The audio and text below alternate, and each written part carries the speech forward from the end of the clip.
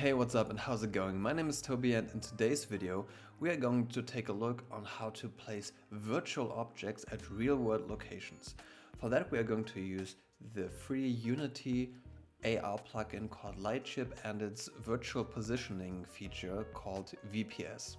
In this tutorial we are going to learn how to fully 3D scan a location, bring it into Unity, then we're gonna place some objects on there, but also make it possible for the player to place objects and make sure that these objects are persistent. So even if the app gets restarted, all the objects will still be there.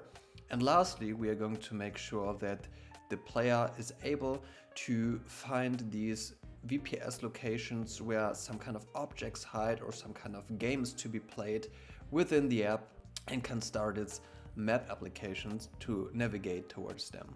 Please make sure to refer to the timestamps below as well as to the links in the video description. So to get started, we will first of all need to download the Niantic Wayfarer App, which is a beta application. And there are a few links in the video description how you can download them. If you have an iOS device, you will firstly need to also download TestFlight, which is Apple's internal application. So you are able to test and download beta applications. Next up, we will also need an account. You want to go to Lightship.dev and then sign in. And if you don't have an account yet, there will be a little mask to be able to create an account. And after that, you will still need to confirm your mail, and then you will be here in your account settings and you can go to your projects and then create a new project. And the only reason we need to do that is because we have this API key here, and this one will allow us to fully use the Lightship Wayfarer app as well as the Lightship plugin that we are going to use for Unity a bit later on. So we can just call this project VPS tutorial. Alright, so then we can go back to our phones. Alright, so after downloading the app, we can start it and log in with our Lightship account and create a new 3D scan by clicking onto scan, tap the record button and simply point a phone towards an object and slowly move a little bit, changing perspective. If we are done, we can click the record button again and wait for it to process. I would recommend to record for no longer than 30 seconds because otherwise you might get an upload error, but feel free to try out to even record longer. We might get the message that the scan quality is bad. Generally, of course, the best lighting conditions and also a LiDAR scanner on your phone will produce the best results. However, not having that is not really an issue, and especially for our purposes here, it will be completely enough. So now we can upload our file and choose if it's supposed to be a test or a public scan. But please be aware that currently, at least as far as I'm concerned, you will not be able to change that later on. So for example, turn your private scan into a public scan. And let's also take a quick look here at the map. And we might see some spots lighting up. However, these are not all VPS, as a full VPS needs multiple 3D scans to be publicly activated. If we toggle between the VPS on the top right here, and some spots might disappear as these are wayspots, but they do not contain any scanned and activated meshes. So we could potentially use them, but they don't have any kind of scanned environment.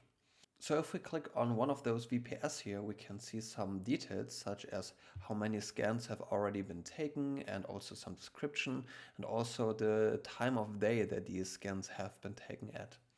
To have a publicly activated VPS location that anyone can use, we will need to have at least 5 high quality scans at different time and light conditions. You can also see that little pin here on the bottom right, and we can use this to register a new wayspot, which could be a good VPS location.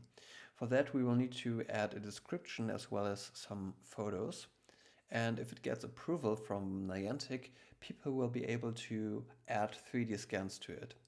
So VPS is ultimately seen as a collaborative tool. Anyone can participate and is free to add new scans so that anyone else can use them. By the way, Niantic defines a good VPS location as one that is consistent, for example, over the seasons, but that's also worth going to for some kind of reason. So here we are back on our computer and we're logged in into Lightship.dev, and I've opened here the Geospatial Browser. And this window seems to be pretty similar to the map that we had in our Wayfarer app, and it indeed is. So the Geospatial Browser will pretty much show any kind of location that has been either chosen as a wayspot or is a fully activated VPS.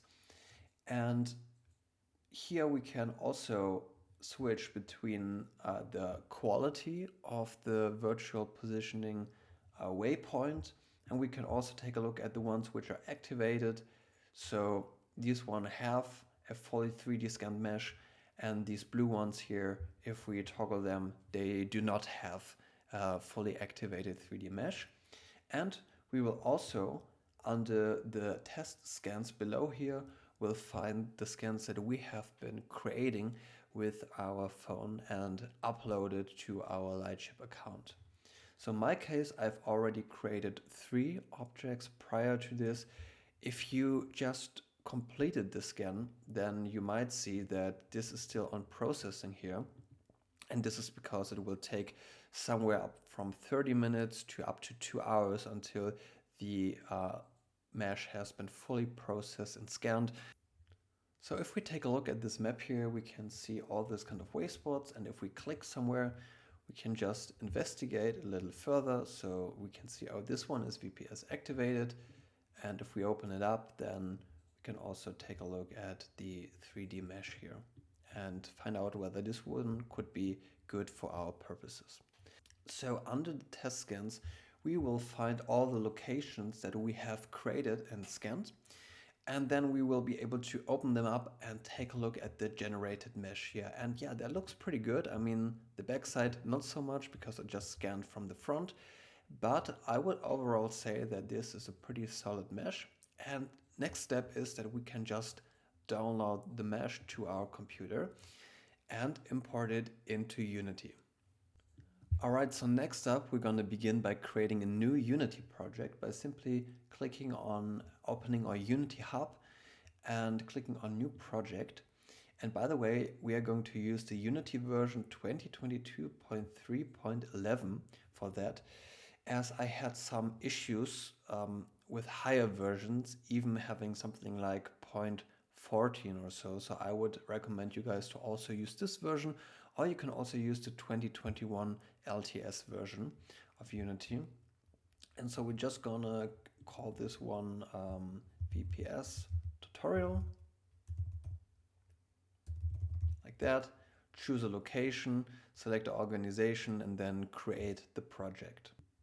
Of course, also make sure that you have installed either the Android or the iOS module, depending on what device you want to build to. And if you don't have that, you can just add it with clicking on this button here and saying add modules. Alright, so once the project has been loaded up, let's first of all install the Lightship plugin by going back to our Lightship.dev website and selecting documentation. Then we can go to ARDK 3, which is the latest one, set up ARDK 3, and then we will simply follow these steps here by copying this link, going back to our Unity editor, to Window, Package Manager, and once it opens, add package from git URL and simply paste this one. And while this is installing, it will also probably restart as it has to activate the new input system. We can go back to the documentation side and then go to sample projects and also download the ARDK samples, as we are going to use some files of that later on. And we can simply click here and download a zip file. and then go back. Okay, Unity needs to restart as we already anticipated. And now it's done, and to make sure that it installed correctly, let's go up here and we can see that there's the Lightship option up here, so we can use that, and this already means that things seems to be working quite well. Alright, so then next up we need to tweak a few settings. So let's go to Lightship settings, and this will be the same as going to edit project settings. And now we need to enter our API key, and we do that by going back to our Lightship.dev and then choose the project we've created a bit earlier on, or even create a new project and simply copy our API key here. Then back to Unity, then paste the key. And now we will only need to do a few more things. Simply enable the Lightship SDK for our Unity editor, also for Android and for iOS, like that. Then let's go into project validation for these three tabs here. Simply click on Fix All.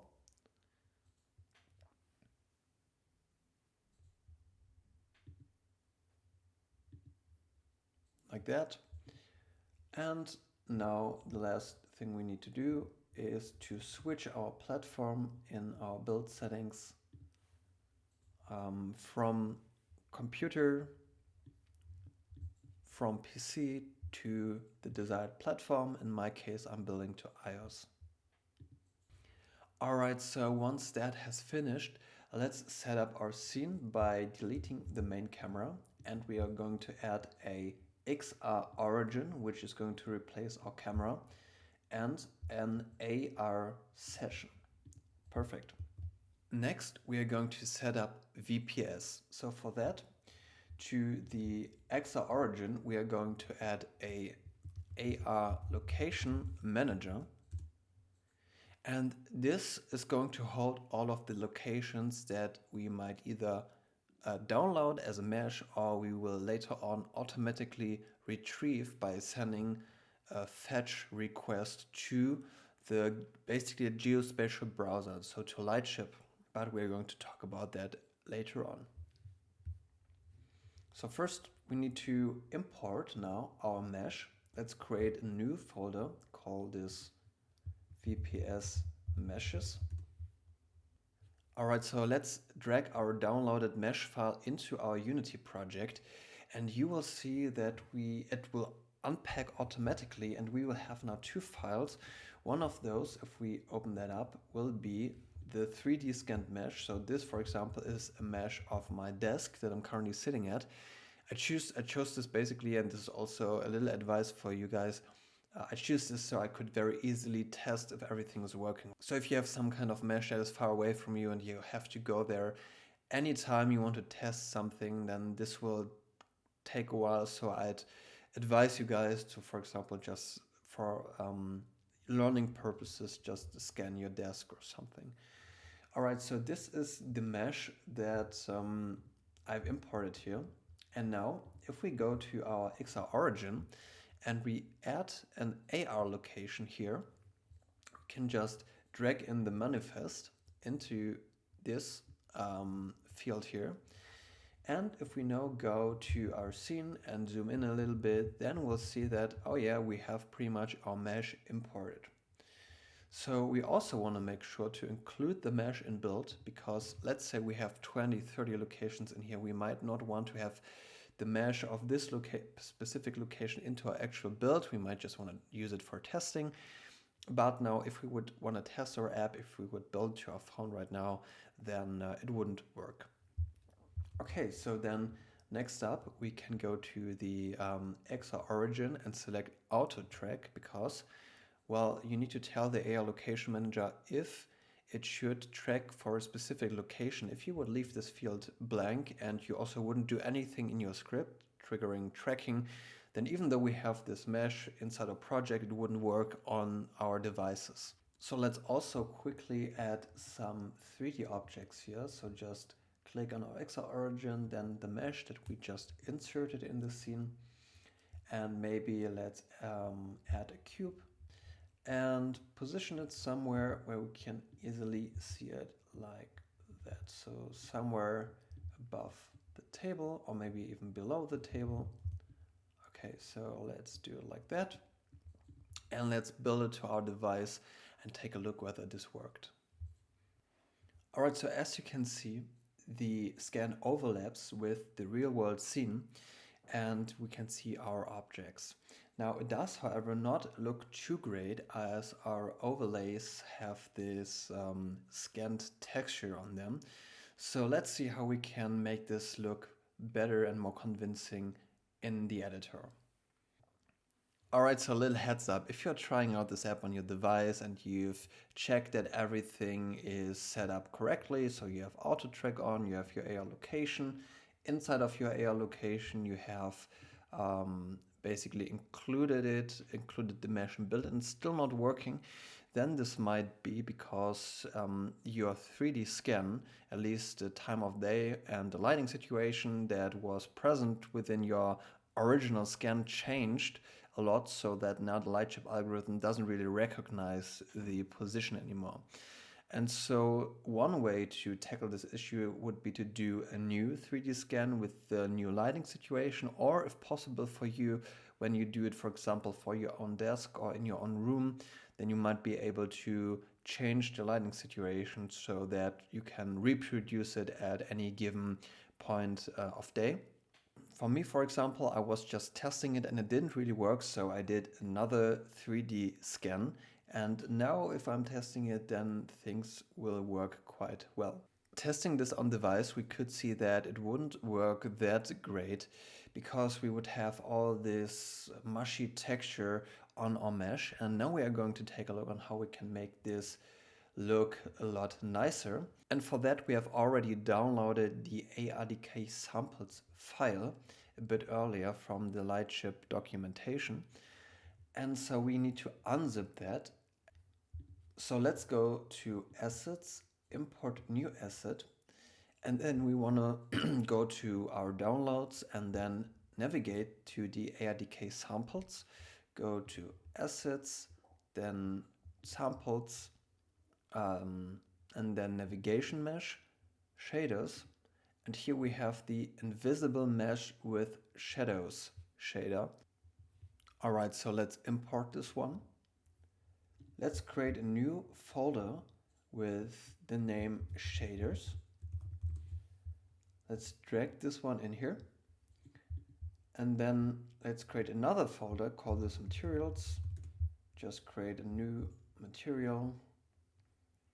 Call it shadow catcher, because this is pretty much what it's doing. Catcher. And then let's quickly lock this one here, go to our shaders and just drag this shader onto here, like this. And then we can, for example, select our object here, go to our materials, and then just drag the shadow catcher onto this object.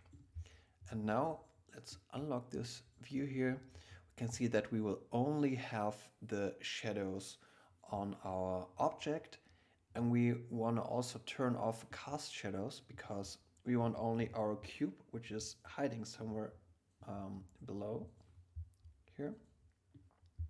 We want this one to cast shadows pretty much onto the environment, but not vice versa. Alright, so this will be a lot better. Next up, we also want to add AR Occlusion, which means that if some kind of real-world object, should it be a wall or, for example, even a human being, walk in front of the VPS, basically the 3D mesh will be covered by that object, which will also make it a lot more convincing. So for that, let's go to our XR origin and then to our main camera, and let's add a Lightship Occlusion extension, which will also add the AR Occlusion manager. Alright, so I quickly adapt my window here so you can see what's happening. So in the AR Occlusion manager, we just want to set the human segmentation to fastest. And then we're pretty much done here. And let's test it out again. But we actually don't need to test it on our device. There's another way of testing this actually in editor, and this is using playback. And I've created a tutorial on how to do that with Lightship, so you can pretty much pre-record footage with your phone, for example, and then just load it into your Unity editor and use it for testing. And will also work with the VPS system, which will make it even more easy and convenient. So for that, we can go into Lightship settings and then enable playback here, and then navigate to the path where our playback is localized. And so if that is done, you could also just load it, of course, to your device, but we're gonna do this now. We can just hit play. And here we have my desk, and oh yeah, we can see that this is working. So yeah, pretty much our object is showing up, it's casting shadows. And so yeah, the occlusion manager, this is what is causing this weird things here, and this is because within playback the occlusion does not work that great. So we might just want to test this on device anyways, but at least we can see that the idea is generally working. So next up, the question is, how can a player place objects onto that AR location? And we're gonna, for that, use simply the AR plane manager that the normal AR Foundation and Lightship provide. So for that, let's go to our XR origin and let's add a AR raycast manager like that. And we will also want to add a AR plane, a plane manager. All right. So once that is done, let's also create in our scene view a AR default plane, which is simply going to be a kind of debugging visualization where planes in the scenes are detected. And we can simply maybe copy this into some kind of folder or create a new folder. Let's call this AR helpers, like that, and just drag it in here, delete it from our scene, and then in our XR origin, drag it into our plane prefab, like this. Oops. Like that. Okay. So then we want to create a new script, and for that, let's create even another folder, which we call scripts. Oops, scripts, like that. And let's call this AR placement.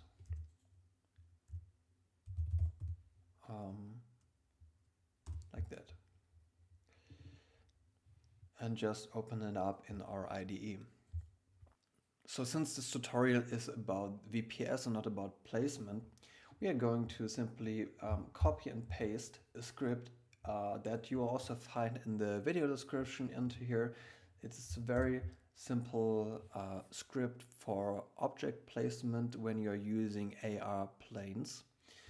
And we will need to import the missing namespaces up here so that all these red lines go away. But essentially what the script will do is in the update method, it will listen for either a touch or a mouse click.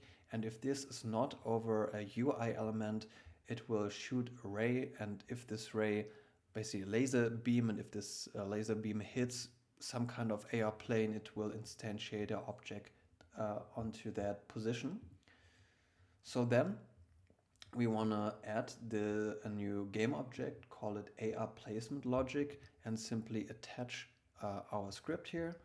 Then we can create a new folder, for example, and call it primitive prefabs. And I dragged in this cube object and just prefabbed it like this, and selected original prefab.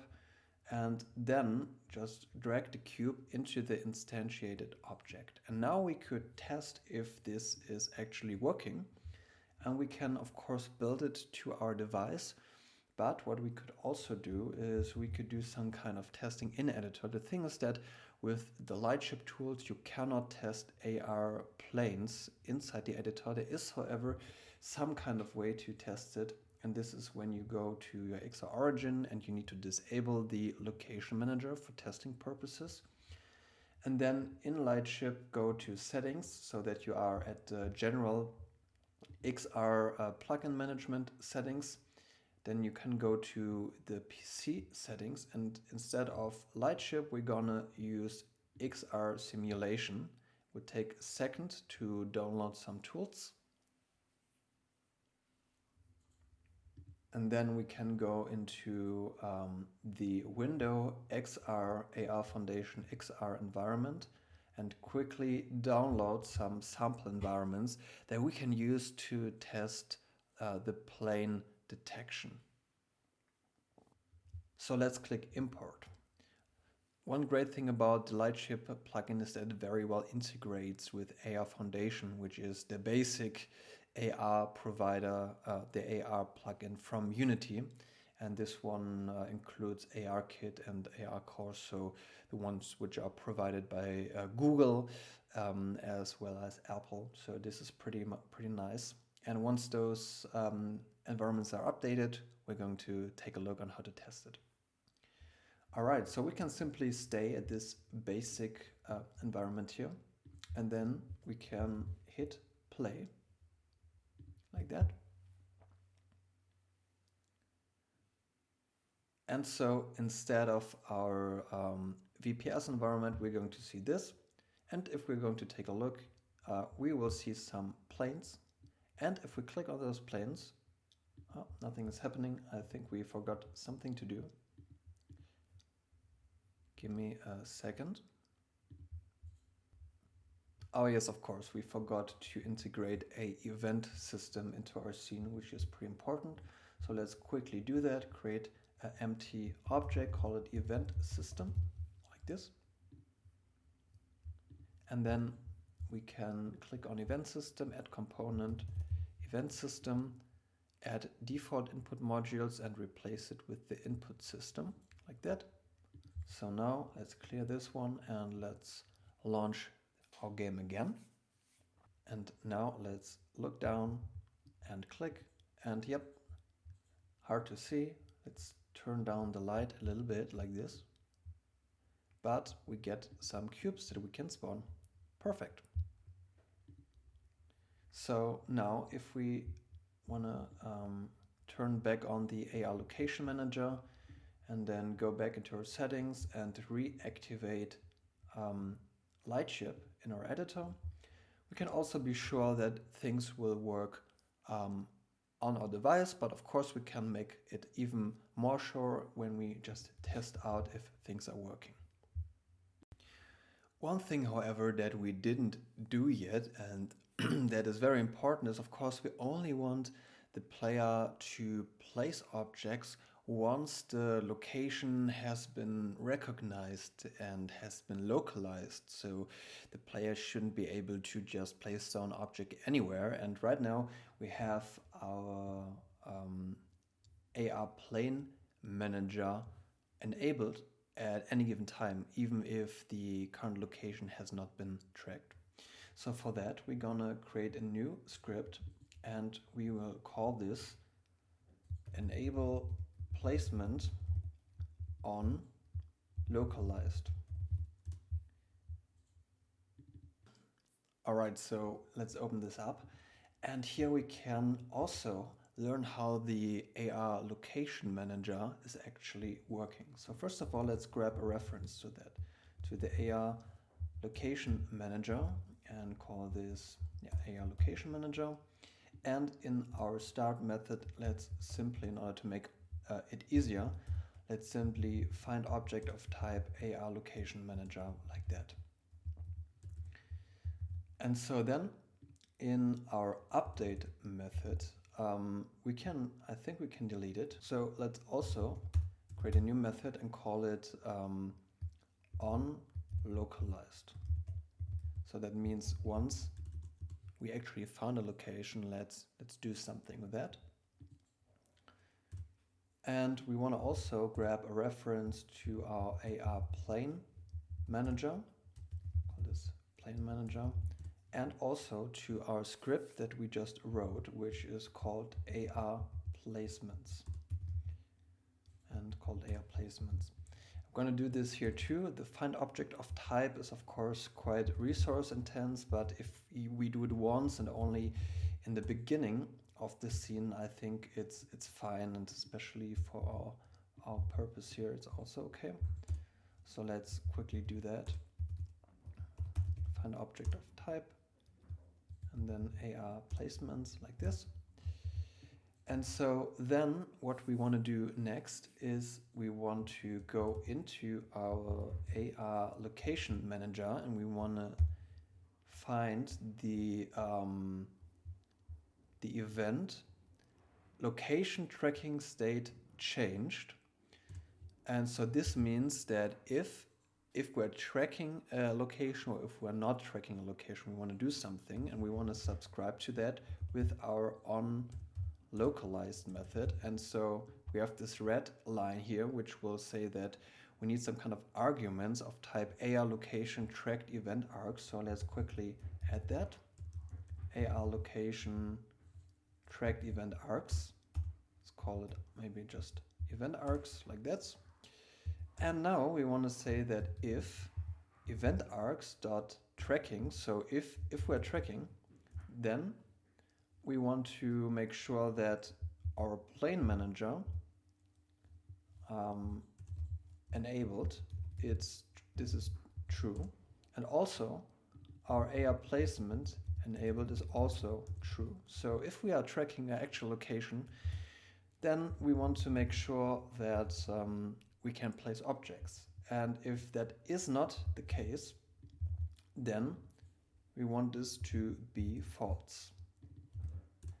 And then also, if we start up our scene, we of course also want to set them as false, because usually we will start the app while not actually already tracking a location. So then going back to our editor, let's also add this to placement logic. And now we can test it out on our device and check if it works. But I'm going to use the Lightship playback, because then we can just see in editor if the corresponding scripts are actually disabled. So let's quickly do that.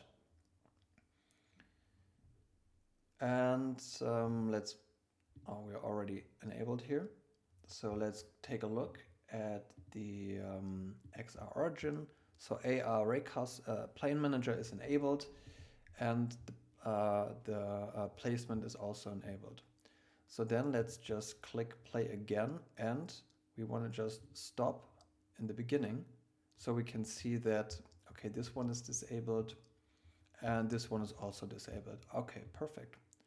And so yeah, this starts, and once we would stop playing the video here, then everything would be fine too. Okay. So now that we are able to place objects and create a little game or experience in editor, and also allow the player to place down objects, then let's now quickly take a look on how we can make objects persistent, so that, for example, you can open up the app a few days later and then still find the object you placed at a specific location, or eventually also make it possible to share this via a network. So for example, that multiple players who all play your game will be able to share and swap different objects. So for that, let's create a new script, and we want to call this persistent object. So the way that we are going to solve this problem in this tutorial is we are going to save and load data based on what kind of location is localized. And we will also store it so that it will be still there if the player will restart the app. However, if you want to make a multiplayer game, for example, you could use the same approach, but instead of storing it on device, you could store it on a server and then share the server across all the players, all the users that use your app. So first of all, in this class persistent object, we want to create a new struct, and we want to call this persistent object data. So this will be a representation of all the data that we are going to save. And for that, we will need, first of all, 3 strings. The first one is going to be the location ID. So for example, the location we have currently tracking is called some kind of long string out of numbers and characters. It's called something like 40CA whatever. And now this is going to be stored into our persistent object data. And then next up, we're going to do the object ID.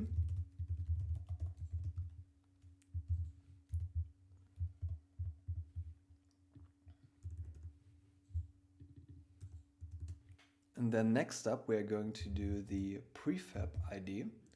So this one, or maybe I'll just start with a like that, decapitalized. And this one is going to be the prefab that we have placed. So for example, we just had a cube and we could call this cube 1. And so if we load the data again, we can correlate the prefab that is in our game with the object that has been stored. So the system will know what kind of object has been placed prior. And then we also want to have a UUID like this. So this is going to be a unique identifier, which is going to be this specific object. So for example, if we have 5 cubes in our scene, then they will all be basically have one location, for example, in the same prefab ID, but they will have a different unique ID, so that we can pretty much fully and absolutely identify each object that is placed within a scene. So then, of course, we need the transform values, which might be the position and then also the scale, of course. So we can call this local scale. And finally, we want to also store the rotation within a quaternion, like this. And then we might rather want to do these public, so that we can later on also access them when loading and saving. What you should do in theory is, well, you could rather maybe do some kind of getter and setter method, for example, like this. Call this maybe like that, and then we could just say get and then the location ID. So this would be a lot better, but we are pretty lazy in this example, and we're going to do it like this. All right, so then we need a constructor. And for that, we will need of course, all these things. So the location ID, we will need the prefab ID, we will need the UID, the position, and the local scale, and the rotation.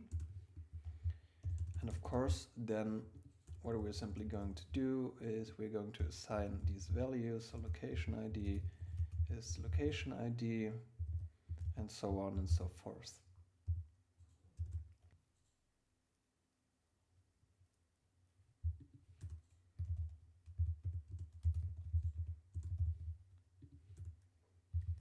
All right, so that's what it should look like, and this is the kind of data that we are going to either save to our system or load from. And now, in the same script, we're going to write our persistent object method, and this one is going to sit on every object that we're going to place in the scene, and will make sure that we will, once saving, actually get all of this data, so the location, the prefab, the position, store it in a file, and then also reload it once we will restart the scene. So first of all, we need to determine which kind of prefab ID we want for each object, and for that we are going to create a serialized field, which we're going to fill out later.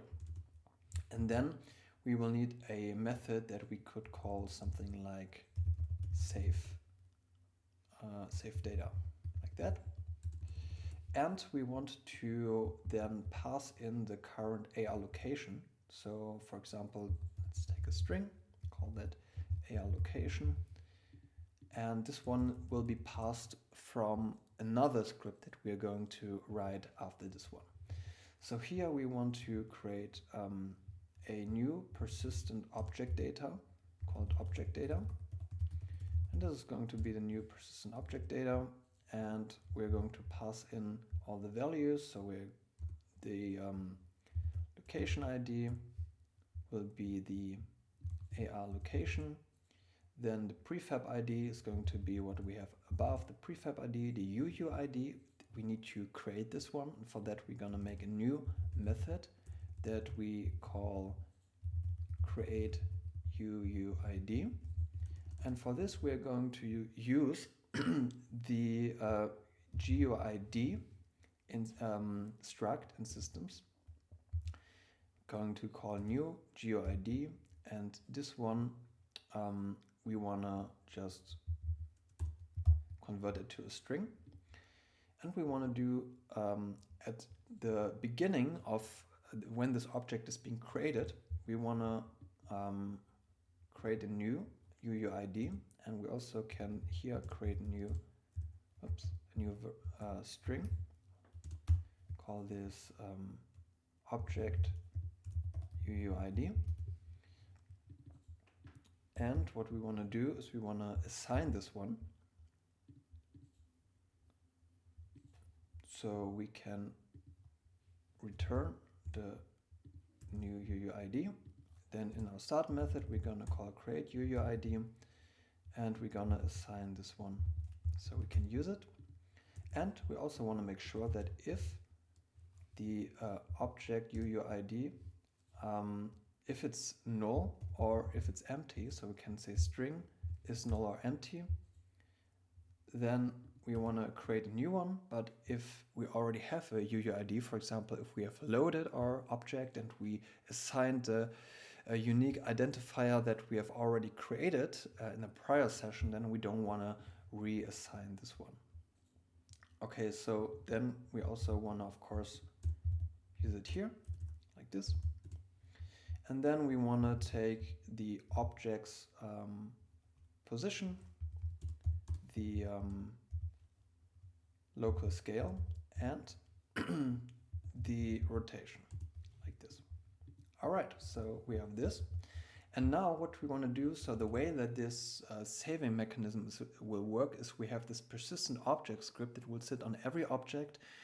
And then we are going to have, if you want, so a general save and load object class, which is going to receive all of that data and then store it in a persistent file path. And it will also trigger all these objects to send their data. So the way we're going to solve this is by using events. So let's create a public static event action. And we want to pass in our persistent object data, and we're going to call this my persistent data, for example. And so what we want to do is, if this main class is going to basically tell all the persistent objects, hey, we need your data, we want to save the file now, then we will invoke this action here, and we want to send in our object data. So that means somehow, if you want to imagine it, someone screaming out of the window that we're going to save now, we need all the data, and then everyone who listens to that will just come and bring their data, and then, you know, there's the possibility to save it. Now we have 50% of the saving mechanism done. Now let's create a new script, and we want to call this save load all objects. So we have the persistent object and the save load all objects, which is going to be a general method. And here we will let's begin by creating a new serialized field. And we want to make this a button. So this is going to be our save button. And then we want to create a new event. So we're going to make it a public static event action. And we're going to just system.action, import it as a namespace. And we're going to call this save event, maybe like that. It's a bit more clear. And so in our start method, let's quickly create a listener for that save button. So we're going to say save button dot on click, click, and we want to add a listener. So if someone clicks the button that we're going to create next up, what we want to do is we want to create an anonymous function, and we want to say save event dot invoke. All right, so now when someone is going to click the button, we're going to invoke this event, and we're going to scream to our persistent objects, hey, we want your data. And so then we need a second method that we will call save data. And this is going to take the persistent object data, like this. All right, so next up, let's quickly go back to our persistent object script before we forget it and subscribe to the method we just created. So let's say save load all objects dot, then we can go to the save event, and we want to subscribe our save data to this. So we still have this red line because it needs the AR location. So let's quickly fix that by creating a new variable, call this AR location. And then we want to maybe just call it AR location. And so this is going to be the location that is currently tracking. Or maybe we can rather take the AR location manager here, so like that.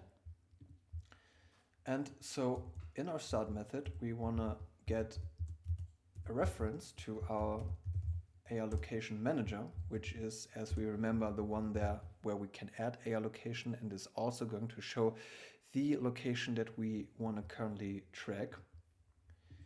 So we have now a reference to that, and now we can simply go to our AR location manager dot AR locations. And so we can take the first one, as we only have one that we are going to track all the time, and we're going to add the payload to base 64. And so now we need to also modify, of course, our action event and allow it to take a string. And so what's going to happen now is someone is going to click our save button that we're going to create. And then when this one is created, we will invoke our event, which is going to scream out, hey, we want to save basically all the object data for this location. So the location that is currently being tracked. And then we will have a lot of objects maybe in our scene that the player placed or that we placed beforehand. And as we are listening to this event, we are again going to create a persistent data object with all these informations that we want to have. And we are going to invoke this as another event. So we're kind of giving it back to our save load all data objects like this. And so when we click a button, the save data method is going to be called. And here we can save the data where we want. So for that, let's quickly create a new string, and we call it path to save, maybe like this. And this is going to be generally, we're going to take the directory in system.io, and then we want to have, we're going to take the application first, and then we're going to take the persistent data path. So this is basically the path where all the things can be stored that are supposed to last longer than for just one session. And now we want to use the file dot, and then we say write all text. So we want to write a file. And what are we going to write? So we're going to write it. So first of all, we need to make sure where the file is going to be written to. So we can say path to save. And what do we want to write? The content. So we want to first of all take our JSON utility tool to JSON, and then we're just going to take the object data. So this would be pretty much everything we would need in order to save our files. We still, though, need to subscribe to our persistent object event. So let's go to persistent object dot, find my persistent data, and subscribe save data. All right, so now what's going to happen is if we click save data, we're going to write it to our persistent file path, and all this information is going to be saved. Okay, so now we also want to make sure that this is working. And the way that we can make it sure is we can open this persistent file path and check the data. And since it's a bit hidden somewhere, we want to very quickly create a new method, and we're going to copy something. So we're going to create this method, open folder in Finder. And so this will automatically open a folder inside of your persistent file path. So we can call this one, we can say if Unity editor,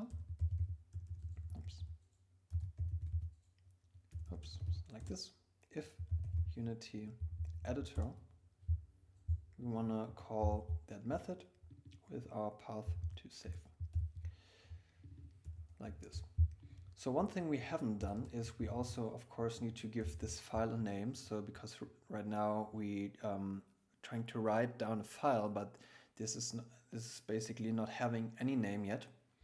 So we need to append this path to save by some kind of name, and we could call it just AR location, and then we also need to basically add a JSON as a appendix. Okay, so please make sure to fix this little mistake I made. So the name of the file should be in the file.writeAllText and not in the path to save, otherwise you will get some error messages. Alright, so then let's quickly test out if things work. And for that, let's go back to our Unity editor.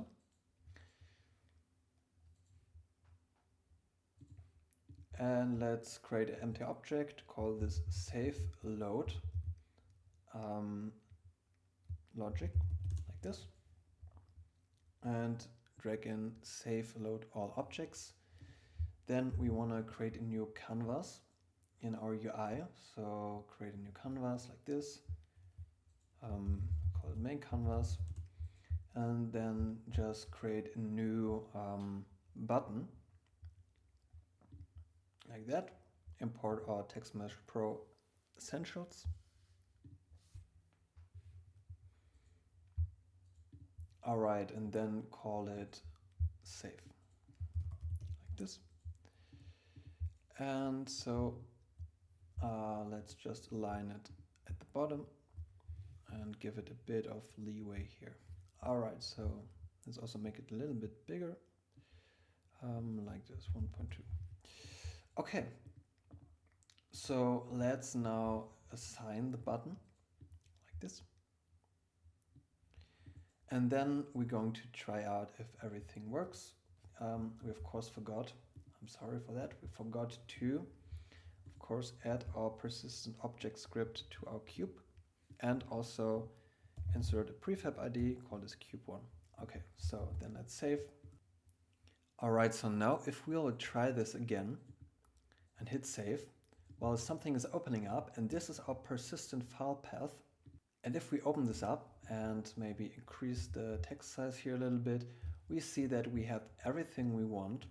So we have our location ID, we have our prefab ID, our unique ID, and also the position, the rotation, and the local scale. So this is awesome, and we can use it to now save and load all the files that even the player then placed inside of the scene. So let's do that next. Alrighty, so now that saving works, let's take a look on how we can load objects. So for example, that if our player will come back a few days later to a location, then it should load the object that he has placed there and show it to him at exactly the same position, or make it able to share an object in between players. However, we are not going to cover this in this tutorial, but it's the same approach basically. So what we want to do now is we want to go into our save load all objects, and we're gonna create a new method calling it load data. And this also is method is going to take a AR location, and let's quickly call like this AR location. And what we want to do basically is we want to check every time a new location is being tracked. We want to load all the correlating data to this position. So the way we can do that, and the way that it could be easy to do that, is we can create folders when saving data that correlate to our locations. And so for that, let's quickly go back into our save data method. And we want to add to the basically the path to save. We want to add a folder to save, and this folder will be the from the object data. Basically, let's say the location ID, right? So this should be the folder where it should be stored. So then we can check whether this directory exists. So the path to save plus, we can, for example, go ahead and say path combine, and we can put in the path to save and the folder to save. And so if the directory does not, if it exists, we can then write, and if it doesn't, well, then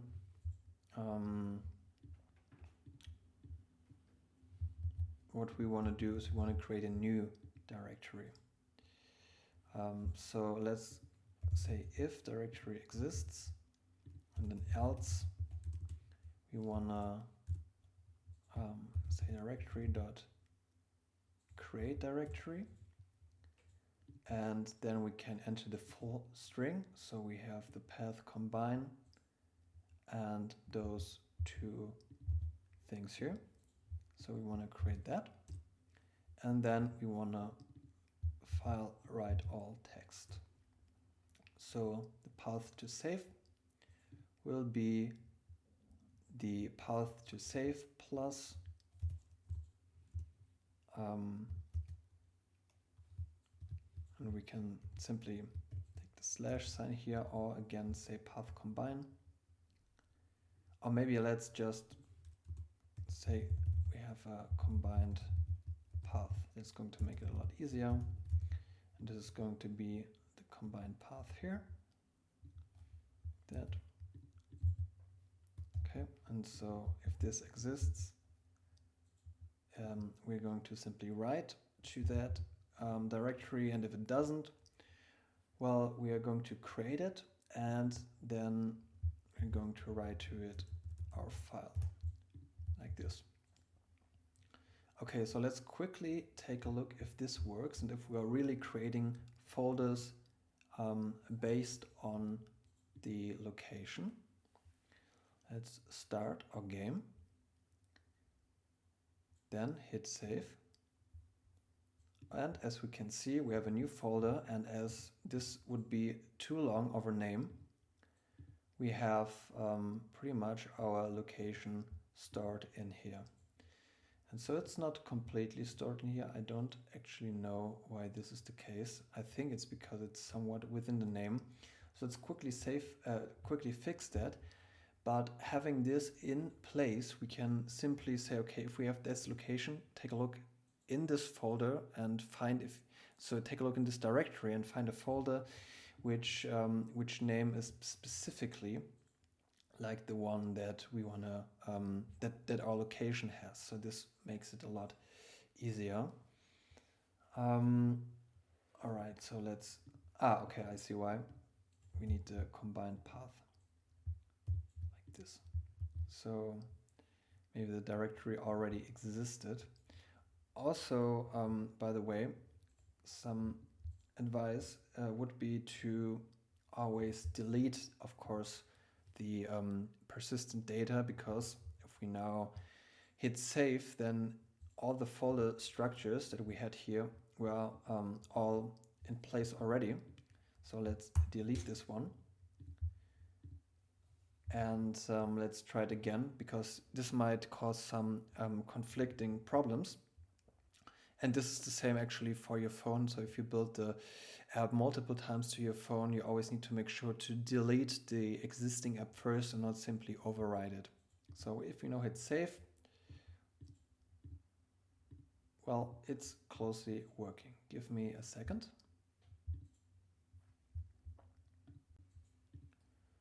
All right, through a little bit of investigation, I was able to find out that we simply are missing a few forward slashes, which I thought the path.combine method should do automatically, but we're always getting smarter every day. So now if we will go back to our Unity scene, hit play, and then hit the save button like that, then we will have the path to our location with our data saved. So now we can perfectly use that to also load our data into the editor.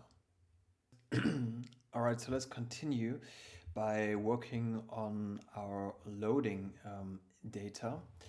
And so what we want to do, simply comparable to what we've done in the AR placement script, is we want to go and have a reference to our location tracking state changed.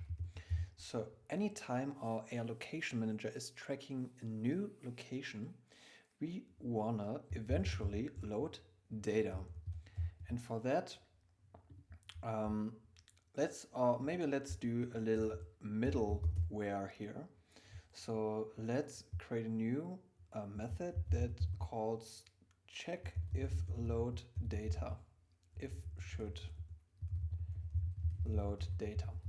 So the thing is that we also have to think about some eventualities, and this might be that the player might lose track of the current AR location despite he's still at that position, and then it will start tracking again, but we don't want to load all the objects every time that, for example, there's just a tracking error, right? So we have to check for some eventualities, and for that, let's also quickly create an AR location variable and say this is the last AR location, for example.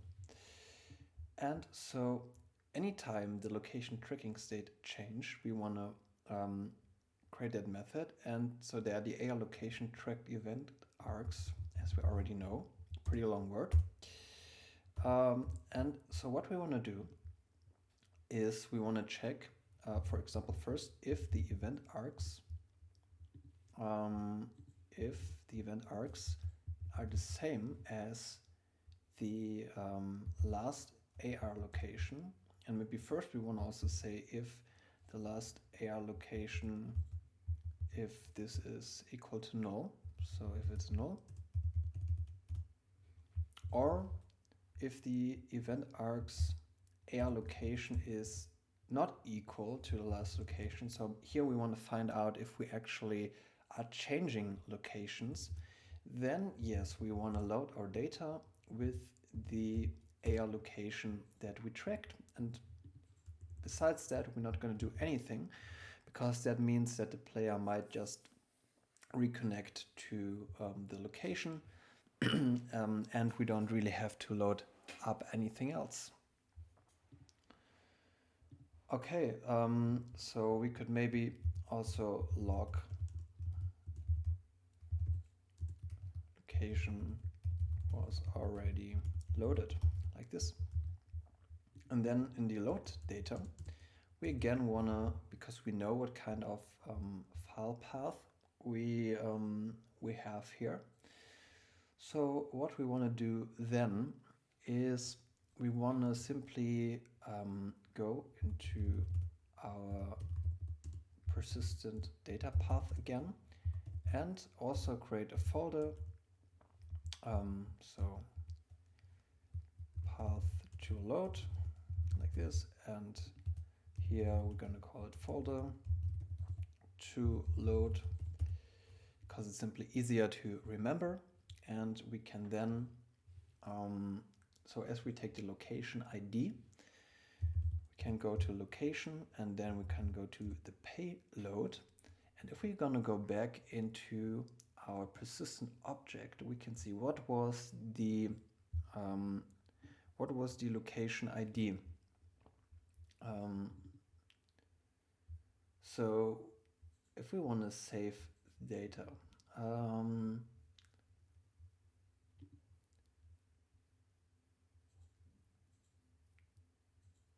so if we hit the location, we have the location payload base 64. So we're going to do exactly the same here. And then we can also create our combined path. And this is going to be path combine, the path to load plus our slash plus our folder to load, like this. And now we can check if the directory exists of the combined path. We want to do something, and else, well, maybe there has nothing been placed there. We can just log, well, nothing has been placed here yet, for example. All right, so then let's go to, let's create a for each loop and say for each directory, and we're gonna say get files, and we wanna get the files from our combined path. So all the files that exist there for each file. What we wanna do is we wanna create a list, for example, of our persistent object data called objects to spawn, like that. And we also need to initialize it. And then we want to say objects to spawn dot add. And then we're going to take our handy JSON utility from JSON to object type persistent object data. And we're just going to take the file. So then if the directory exists, we're going to read in all the files. We're going to convert them from our JSON file to our persistent object data. And then we will spawn those objects. And for that, we are going to create a new method, which we're going to call spawn objects from persistent object data. Pretty long name. And this is going to take a persistent object data, because maybe we will also only have one object, right? So we might want to do this for every single object. And so we want to add all these. And then after we've iterated here, we're going to say for each spawn objects in objects to spawn, we're going to take this data here and we're going to pass in the spawn objects. Or spawn object would be better. So let's quickly rename that for readability. Oops. Like this. Okay, perfect. So in our new method, spawn objects from persistent object data, we're gonna create, first of all, a new game object. Let's create this to spawn. And here we now need to somehow relate our game, our ID, our prefab ID, to our actual prefab. And for that, we are going to create a scriptable object. So yeah, before we continue, let's just quickly write a to-do here. After scriptable object, spawn objects. And so what we want to do here is to at any time be able to find out what of those IDs. So for example, we have a cube 1 in this example. For example, here's the cube that we are spawning. So this is the prefab ID is cube 1. So if this cube is going to be loaded with this prefab ID, how does, well, the system know that this is supposed to be that object? And I just saw that we also need to add our persistent object here. We call this cube 1. So what we want to do for that is we want to create a new scriptable object. And so let's call this scriptable object ID. And instead of from mono behavior, we are going to inherit from scriptable object. And so what it will do, what we want to do is we basically want to add a list of game objects, and we want to call these are the persistent objects, like this, on enable, because we're not inheriting from mono behavior. So on enable, we want to iterate through the list, and we want to, for each object, we want to get the component,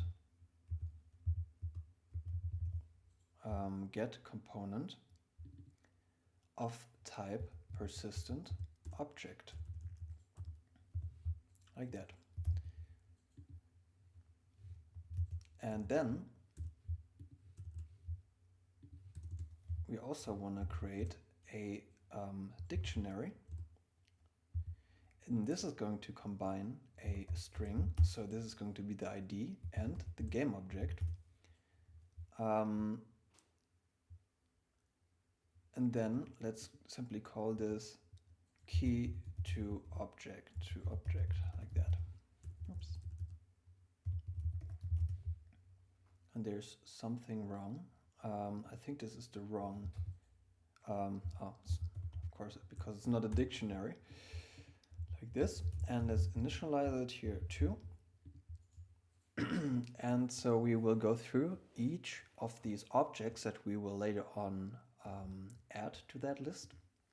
And for each object, let's we want to get a the key, so the ID that the prefab ID that we determine, and the object. So we are going to go to key to objects.add, and we want to take the from the persistent object, we want to take the out of the persistent object data, we want to take the prefab ID, and we just want to take the game object itself. So then we can also log that to make sure it's working. And we say adding to dictionary. Can just take the $sign here. Can add the prefab ID. And we can also add maybe the object name or something like that. Like this. Okay, perfect. So let's take a look if this is going to work. So, in order to make the scriptable object work, we still need to do something. So we still want to create a asset menu so that we can actually create a new scriptable object, and we want to call this scriptable prefab ID. And the menu name is going to be under scriptable objects, and then also scriptable prefab ID, let's say. All right. So one thing we still also we can already create now is we of course our goal is to return the prefab by ID, right? So we want to return a game object depending on what we want to load. So we can say return object by ID. And so then we of course need the ID, and then we could go through the dictionary and we could say return key to object, and then we want to say the ID is going to be the key. All right. So I think that's it for this one. Let's quickly take a look if this works. So if it works, we should actually be able to, first of all, create a new scriptable object in our create section. Here, scriptable object, scriptable prefab ID. Perfect. Then we will need to add our object. So then we could add our cube like this. And so now in theory, if we gonna add the scriptable object, and if we start the scene, we should be able to see a little message here. Okay, so there seems to be still a little issue. Okay, so my bad, we will not need the persistent object data, but the persistent object.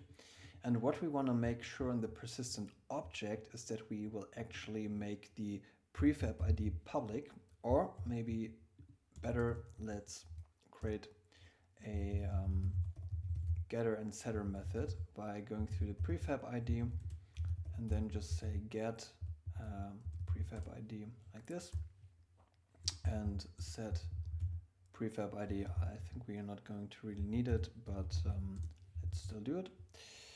Okay, then let's go back to a scriptable object, and then we will take this one plus the object. And I think this is going to work a lot better. And let's take a look in our editor now.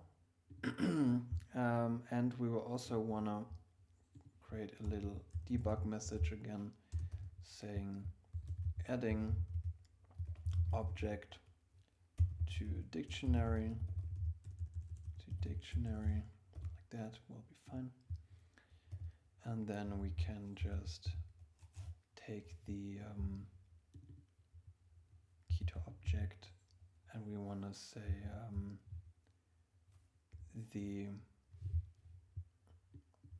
or maybe just gonna get the key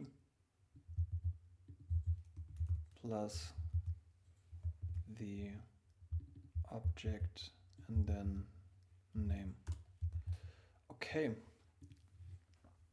so let's take a look if this worked. So yep, it already did. We added cube 1, and this is going to be a cube. So this is going to be our prefab pretty much. Okay, so now we can go on and load our data and make this thing work. Okay, so this is where we left. I had to do a little break, but now I'm back and we can continue. So we had this argument exception JSON parse error, and the reason why we're getting this is that we don't read our data correctly, and I'm gonna quickly show you how to fix it. So we created this load data method, and we're trying to take our JSON utility and read our persistent object data. But the problem is that, of course, we have the path as well as the file, and here we are pretty much having the path, right? So what we want to do first is we want to convert this. We want to read the file, and we want to say file.read all text, and we want to read whatever is behind that path. And then we want to, rather than read, convert the whole path to a persistent object data file, we want to only take the file. Okay, so let's quickly check if the error is gone. If we hit play, yes, we don't get any error message, and if we hit save, we have successfully saved our data. Okay, perfect. So let's continue writing our code. And we have left in this spawn objects from persistent object data method. And now what we have done, or what we're going to do is, well, we have some objects that were placed in our scene. And now we have saved them. And then, for example, in our next session, loaded up this specific location again. And so now we want to instantiate all the objects and give them their corresponding 3D prefab, as well as position, rotation, and location, all of that stuff. So what we want to do in our save load all objects data is, let's first of all create a list and call it spawned. So it's list of game objects, and we want to call it spawned objects.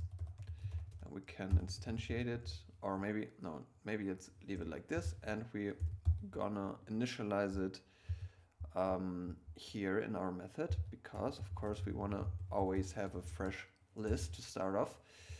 And then we have this game object to spawn, and this is going to be the instantiated object. And what we want to do is we want to go in, we need our scriptable object that we created here. And so we also need a reference to that. So let's create a serialized field of scriptable object ID, and let's call it scriptable object. And so we need to drag that in later on. And what we want to do is, so we basically know that from our persistent object data, we have the information of the prefab ID, right? So we can go ahead and say instantiate, and then we want to go into our scriptable object. Then we want to say return object by ID, and we want to go into our data and take the prefab ID.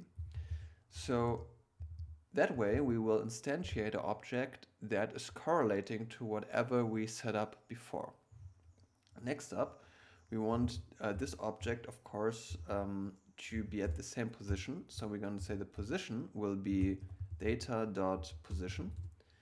The rotation will be, of course, data or rotation, and the local scale is going to be the local scale. Okay, so one more thing we need to do, of course, is we need to assign a parent so that our object will be in the hierarchy below our AR location. And for that, let's quickly set up another variable here, which we call current parent transform, for example, and it's going to be of type transform. And we will assign it in our load data. So what we're going to do, when we load data, we are going to assign location, or maybe we're going to say find object of type AR location, and then we're going to take the transform of that. So then we will say if the current parent transform does not equal null, then the object's parent is going to be the current parent transform, like that. Okay, so now what we will do is anytime that our location changes and we do not simply reconnect to the location that we are already at, we will load data. So maybe we can just do a little log here and say loading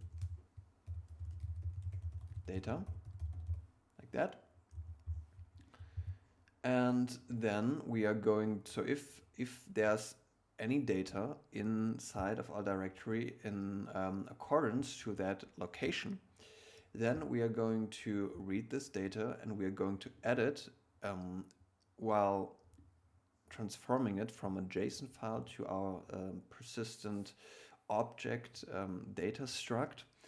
And then we are going to take all this information we saved here, and we are turning it into an actual object with the help of our scriptable object. Okay, so let's take a look. We of course need to first of all drag in our scriptable prefab ID here. And let's take a look if we get any kind of log, and if we will actually see something in our console. Okay, so we can see it says loading data, which means that, well, we have some kind of data place that we want to load up. Let's quickly hit save here again, and let's take a look at what happens. So yeah, we have our AR object placed here in our folder. And let's imagine that now we would be in game, and we will handle this later. This is just because I subscribed to events and I didn't unsubscribe probably, but we're gonna handle this a bit later. Okay, so what we want to do now is we want to test if it would actually load the data, and for that let's go into our scene and let's quickly delete the cube, because for example, if we would now start the game fresh and we would have placed this as a player, as a user, we would start a new scene and we want this object to load in. So let's take a look if this works. Just gonna quickly clear that.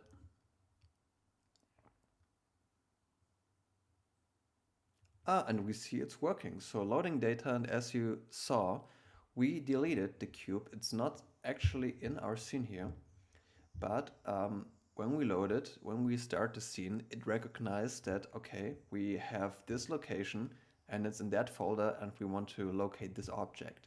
Okay, so there's one little thing we need to change in our script to make it work, because now we are saving everything under the same name.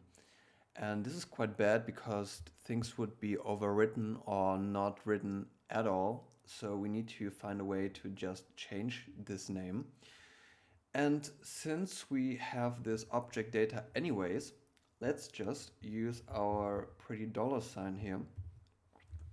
And we simply gonna take the object data and the UUID and maybe call it object and then with the UUID. So this could be then our name. And so let's save that.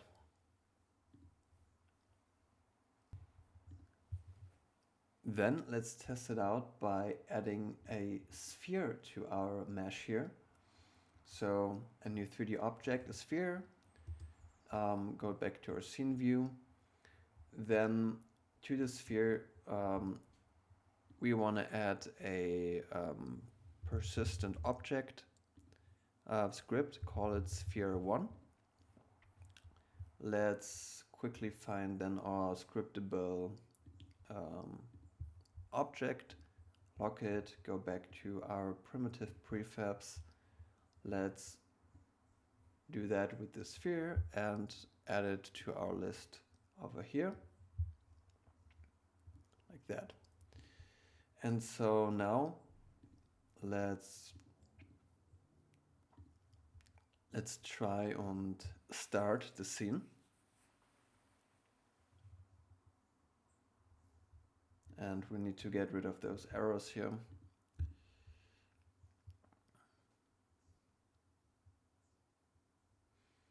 And yeah, so let's hit save. And as we can see, we now have two new objects here. And they are the sphere as well as the cube. But we also have some kind of issue because it seems like this cube has been saved twice. So now we also need to handle the issue of duplicate items. And this is pretty straightforward, but before we're going to do this, we definitely need to check on our null reference exceptions here and make sure that we can test in peace. Alright, so the null reference error, it will lead us to our save load all object script. And what we want to do is we're going to simply go to our event arcs AR location, and we're going to only load data if the event arcs AR location is not null. So just going to say it's not null to make it clear. And we also need to make sure that on disable, so we haven't done this is bad practice, but we're going to do it now. We also need to unsubscribe from all of our events. So let's quickly go through them and let's unsubscribe everywhere we subscribed. So here on destroy and unsubscribe, and here too, so on destroy, and then like that, unsubscribe. And finally, I think here we haven't subscribed anywhere. Of course, we also need to remove the listener from our button. So remove, I can just say remove all listeners. So this is also definitely very important. And also make sure that if we invoke events, we will always check for whether this is null. So this might be a source of error too. So yeah, always follow those rules. They are very important because otherwise at some point your project will just destroy itself. But I think we're still okay with that. And so one more check we can do in order to not get any null reference errors is to just check if the current parent transform is null. Then we're just gonna return here, because then maybe at some point this method got called, but we haven't had any location yet. And one more thing we want to do is, of course, we want to check if the as we're subscribing directly to the AR location manager here, we want to check that if the event arcs is tracking, and if that is false, So if it's not tracking, we're going to return, because this event is going to be called even if, so also if we just start the game and then the location tracking is going to be set to false. So I think with this little cleanup, we should be fine with our error messages, and we can continue testing. Okay, so I don't know why, but I still had the error, and what I simply did is I went to the Unity settings and then external tools, and I regenerated the project files, and for some reason this then worked. But yeah, there will always be some kind of errors where you don't know where they came from, and so if you're encountering this error too, I don't know if you do, then this might be a solution. If that wouldn't have helped, then I probably would have deleted the library and then take a look if this would work. Okay, so the current issue is that in our persistent folder, anytime we hit save, it will simply just save all objects in this scene, but it's not checking for any duplicates.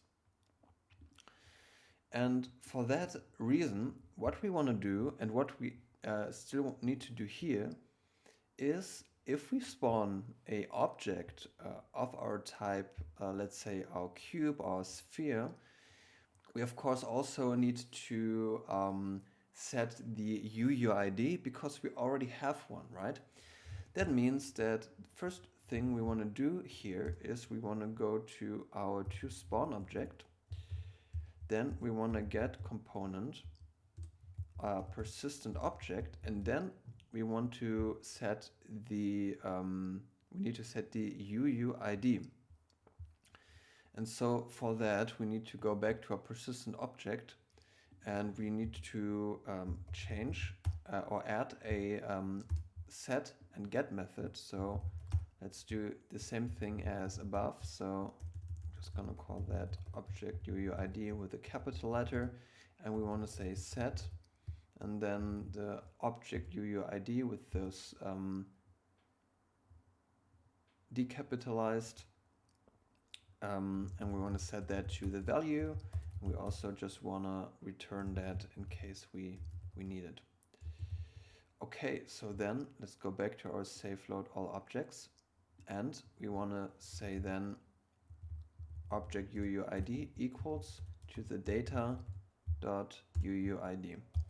And so now, as in this method, when this object gets created, so we will only create a new UUID if the string is null or empty, then we will have the same UUID at any time. And now, what we need to do in our save data method is, well, when we need to check whether the file or the UU file with this UUID already exists, then we want to only override, for example, the location and scale and rotation data, but we don't want to actually change or save another object. So for that, let's change the naming and make it a little easier for us, and only name the files after the UUID. So let's go ahead and delete all the files that we have in our persistent folder, and let's restart the app. And so we have our sphere here. Let's save it, and we're gonna see that, okay, we have it saved with the corresponding unique identifier. And now if we hit save again, well, nothing really happens, so we have the same file.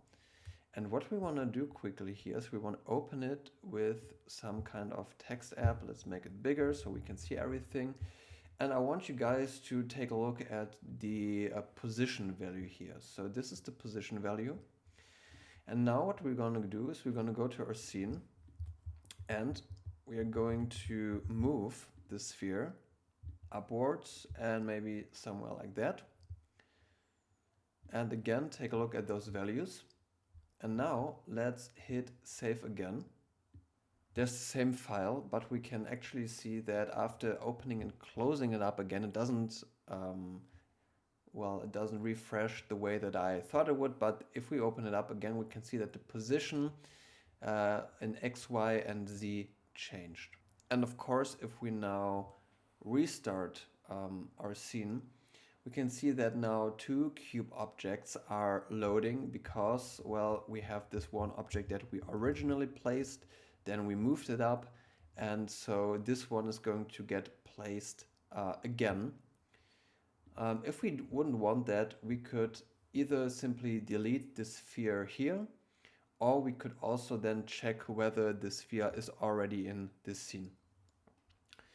Okay, so now we have saving and loading data in place and it's working well.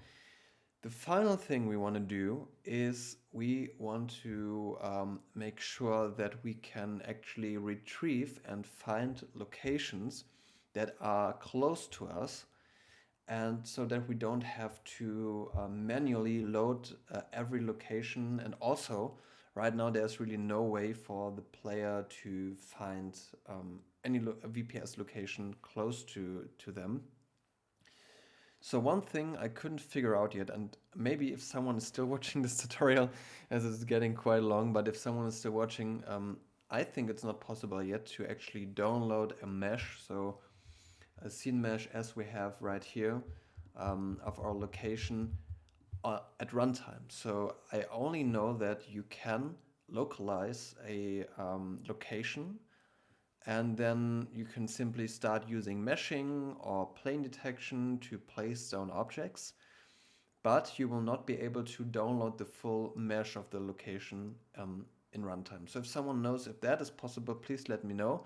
But until then, we're gonna just do what's possible, and we're going to learn about another feature of VPS, which is the coverage manager. And the coverage manager, so the task of the coverage manager is basically to send a fetch request to the Lightship server with the current position, for example, the position of the phone, and then it will retrieve all the data in a certain radius, and so you will be able to see what kind of VPS locations are next to you. Alright, so let's get started with that. To work with the coverage manager, let's first of all create an empty game object and call this coverage API, for example. And then we add a component, so we add the coverage client manager. And so this is can be used in combination with the AR location manager that we have already created. And what it will do is, as already said, it will retrieve all the location within a certain query radius. So what we are going to do now is we're going to create a new script, and let's call this script get coverage items. And so this script will be attached to the coverage manager. And so for that, we will first of all say require component type of coverage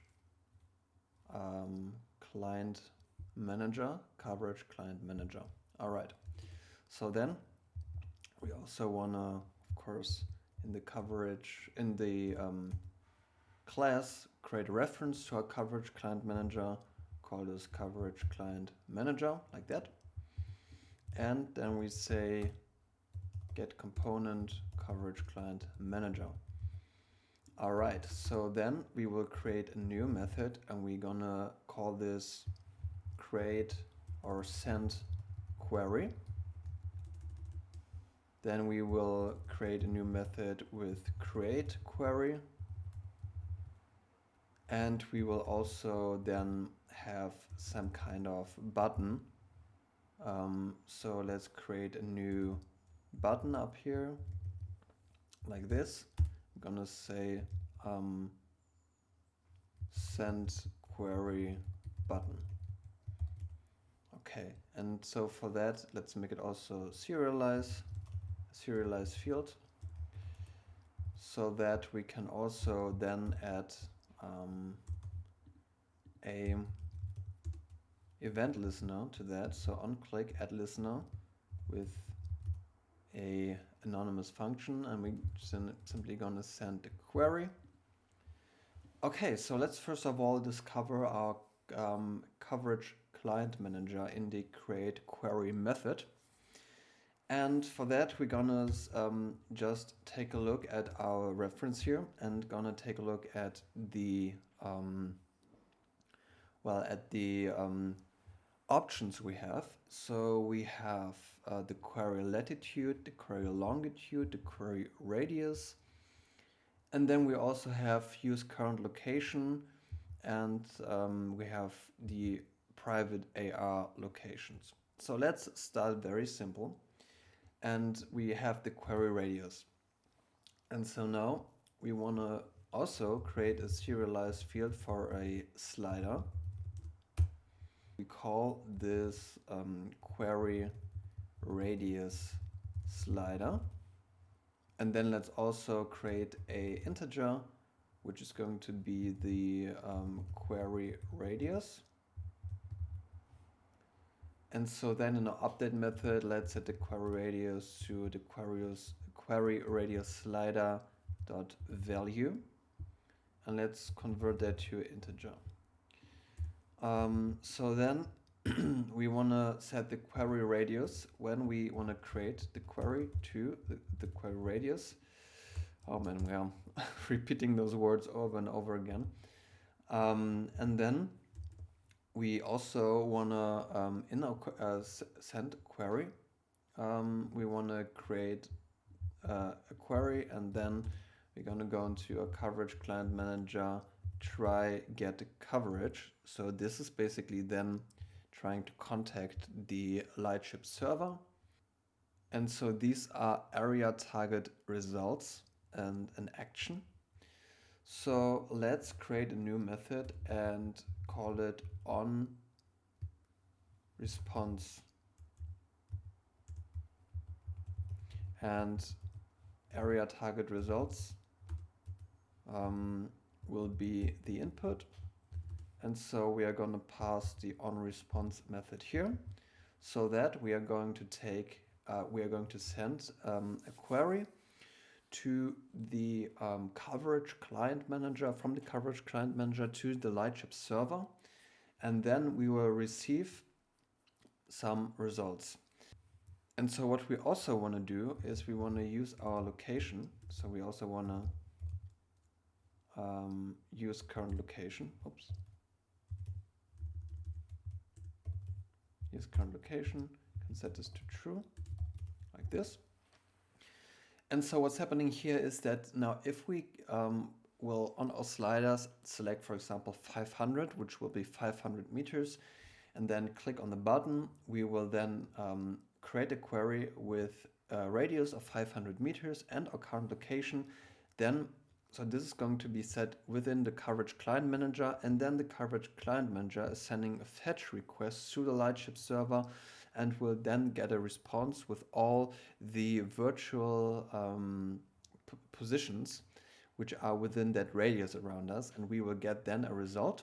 And if we go and take a look at those results, how they look, so we have a list of area targets, and we have information about the response, the location of the query, and also a radius. So for that, we want to create a new list like this. And let's first of all get the area targets. So then we have a new list of area targets like that. And we are going to assign this list to our response like that. And so we get all the information about the VPS that are around us.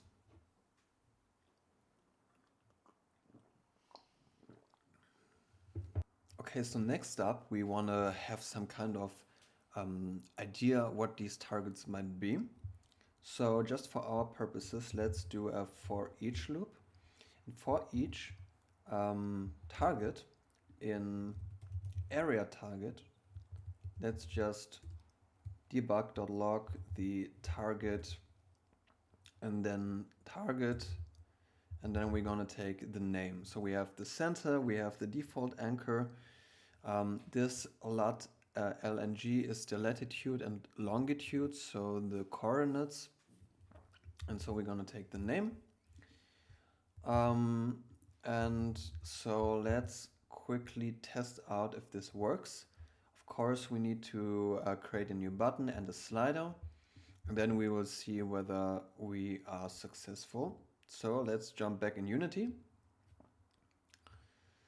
And in our canvas, let's create a new, so let's first of all name this button to save button. And then we're going to maybe just duplicate this one. So let's go to our 2D view. Let's go to our canvas, Shift F, and then just duplicate the button. Call this retrieve or load VPS, maybe. And we're just gonna move it a little bit up like this. It's just for testing purposes, right? So it doesn't need to be pretty. And then we also need to attach our get coverage item script here. So then also let's change the text to load like this, and drag it into the send query button. Let's maybe call it load VPS so it's clear. And then we're gonna create another UI slider. Let's also align that somewhere below. And this is going to be how far we wanna fetch our queries. And let's create another text, which is going to be, so call this query radius. And this is query radius text, and this might be the query radius slider. Okay, so then let's move this down to like that. And well, then also, of course, let's maybe have this text here. So text mesh pro text. Query radius text, and then on update we want to set the text to the query radius to a string like that. Okay, so then let's drag that in. And we also need, of course, to set the slider values to something in between 0 and 1000, for example. And we also only want the whole numbers. So then let's click play. And now if we move it, yes, we get the numbers. If we click load VPS, there seems to be one VPS within 200 meters, and if we go on 1000 meters, we're having 2. And so if you do this on your computer, you should be getting different results because well, it's just in your range, but we can see that it's working. And so now the question is, how could we also test our private locations? Well, for that, within the coverage client manager, we have this little field of private AR locations. So we can go ahead and select our manifest like this. And so now if we click on play and if we load VPS even at 0, we will see our private location, and this is great. So next up, we're going to find out how to navigate to those locations. So to let the player navigate to the location, and then also how to localize this specific location. So we will, for that, use again our AR location manager, and we will switch out the AR location on a runtime. We also basically manually set the tracking to be on or off. So first of all, we want to get a visual representation of our VPS. And for that, let's create a new folder and call this UI items. And then in our scene, in our main canvas, let's create a new empty object and call this VPS item. And so then this is going to get a text. So it's going to be the name, like that. And let's center this.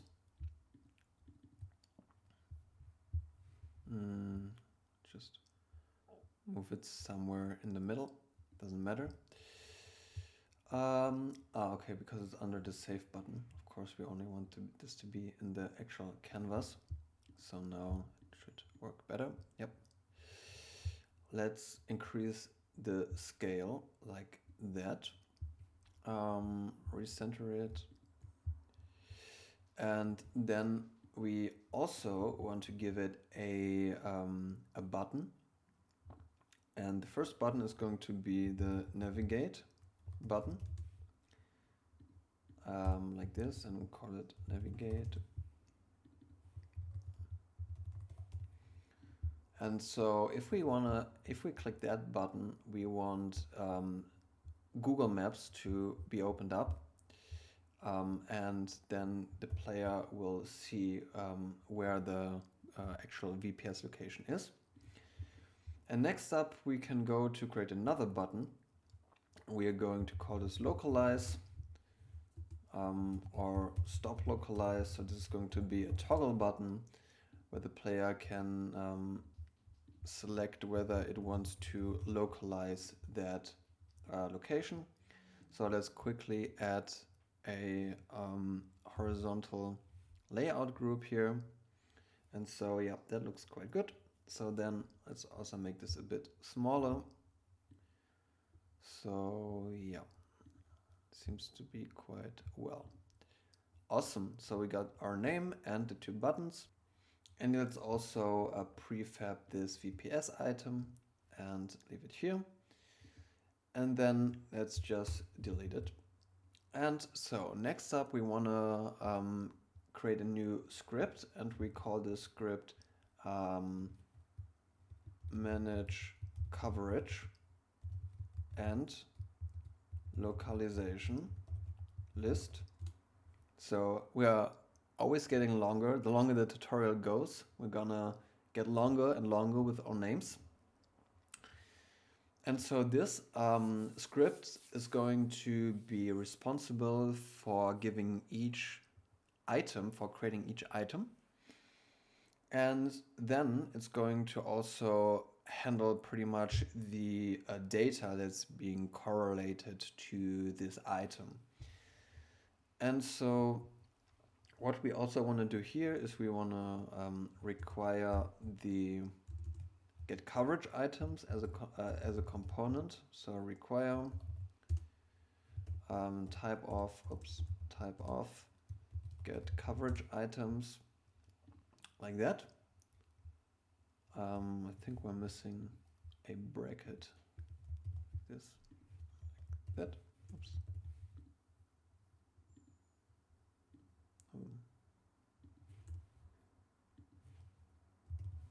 Like this, sorry.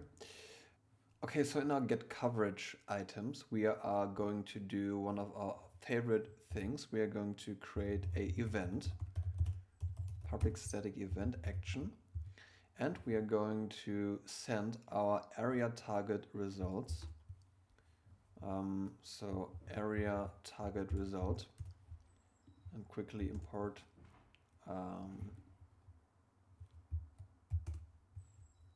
our dependencies. call this results.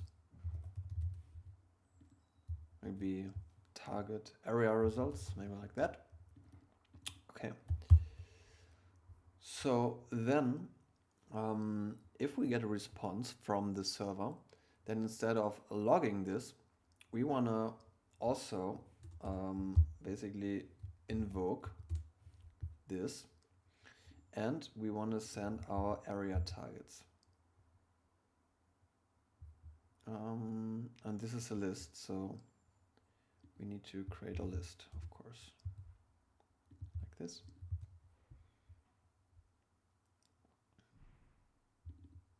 And why is this not working? Because we are taking a look at the area targets, of course, not the results.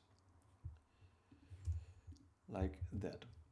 Okay, so now as we get a response with all the nearby VPS locations, we are going to listen to that here in our new script.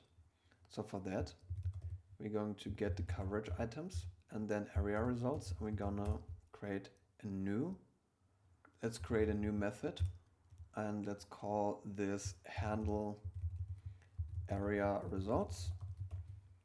And so this is going to take up the list of area targets. So list area targets.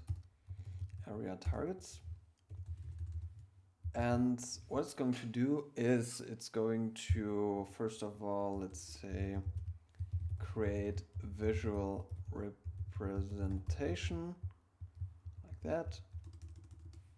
And then after that, let's also handle logic, something like this.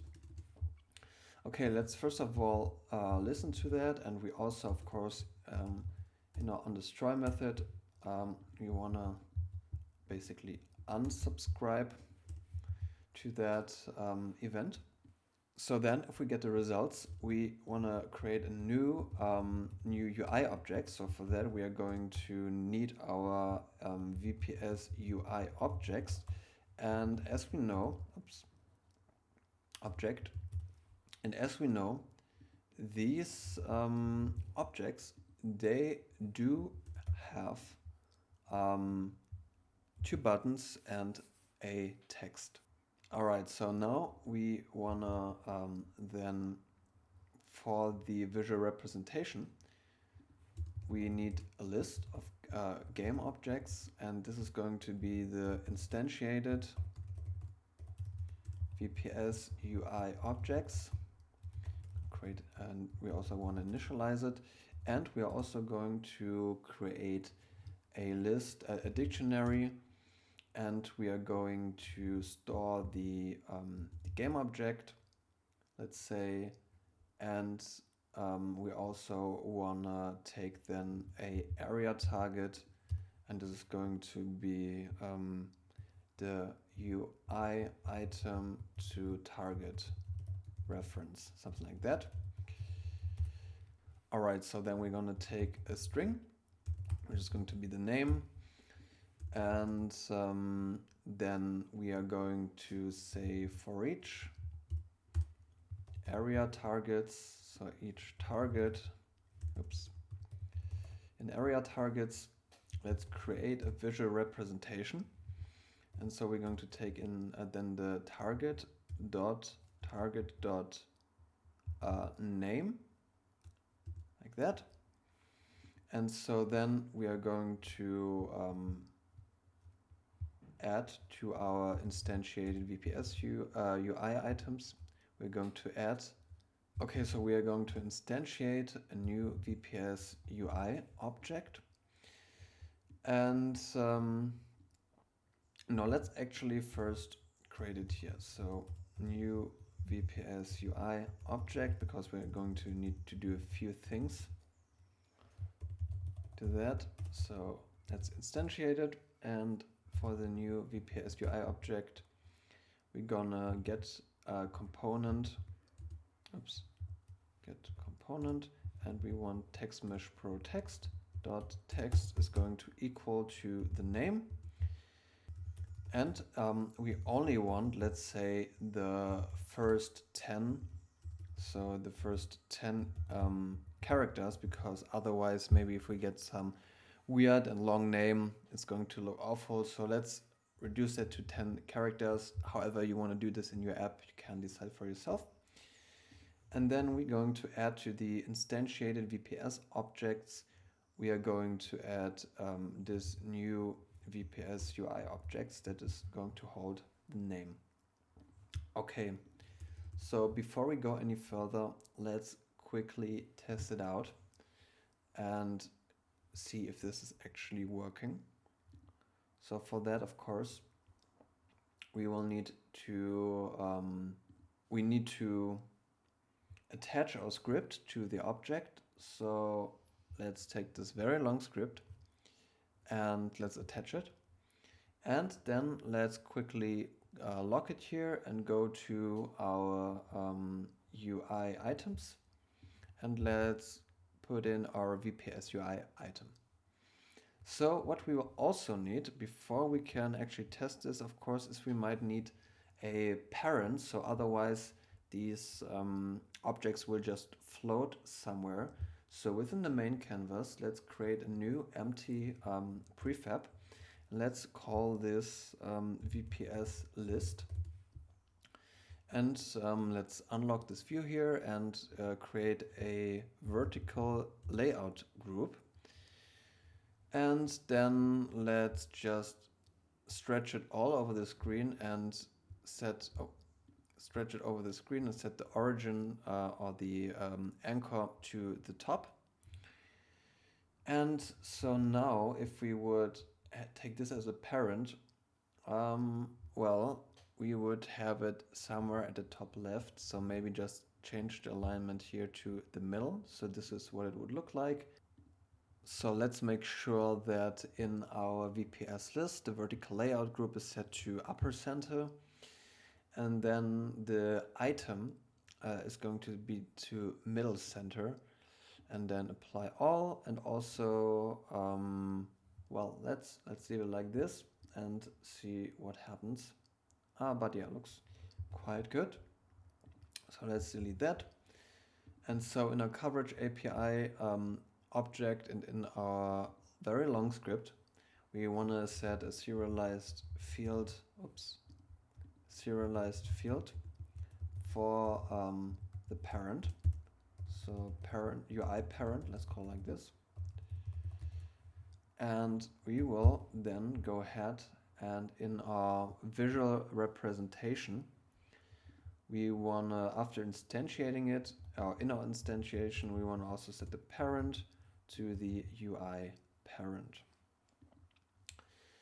Okay, so let's quickly assign the UI parent here, like that. And let's see if things are working out the way we wanted to. So let's go into our game view and let's click play. Let's create a query and let's load VPS. And there seems to be one object and the name is for some reason not the name we want. And there seems to be some kind of little issue here. So let's quickly fix that. Add line 39. So yeah, so it seems like because of course we need to get the component in children and not within the object, like this. And now let's try it again.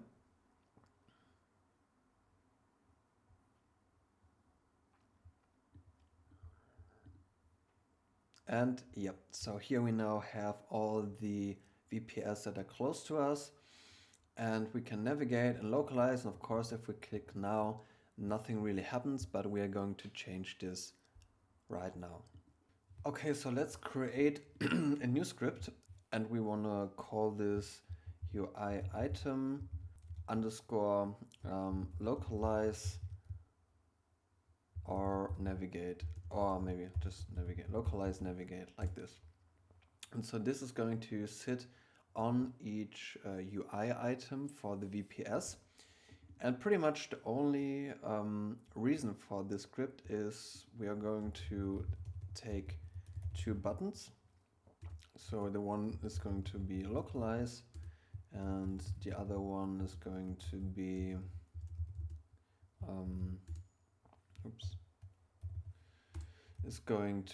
navigate.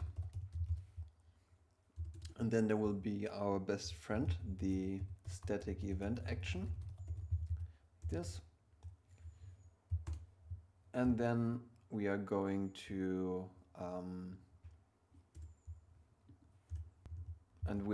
take a game object, and we call this localize my VPS, for example. And we make another action. We are call this navigate my VPS. And so then the only thing we want to do is in our start method, we're gonna say the localize button. Maybe let's also call this localize button, and navigate button as well. Localize button, we're gonna add a on click, add a listener, and when this button is clicked, we are going to call the localize my VPS with this game object. And then on the other hand, we're gonna take the navigate button, and we're gonna say on click, add listener, and we're gonna say navigate my VPS dot invoke, and then also this game object. All right, so this is going to be placed onto the onto the VPS object. So let's quickly open this one up. So this item here, and then go into our scripts and add the UI item localize navigate, and then we want to go into our prefab view. So for that, can double click on this item, and we want to then take the navigate button and the localize button. All right, so we're getting there. We don't have too much to do, so nearly done. Let's go back to our manage coverage and localization list. And now we want to subscribe to that event. So for each UI item, localize navigate, we will subscribe to localize my VPS. And for that, we can create a new method like this. And we can take the game object, and we can also do the same thing for navigate my VPS. Also let our IDE here create a new method depending on what you're using. So let's first of all then create our handle logic method within this script here. And so what we want to do is when we handle the area results, we want to quickly change this method to the to return a game object, and we're going to return our instantiated object.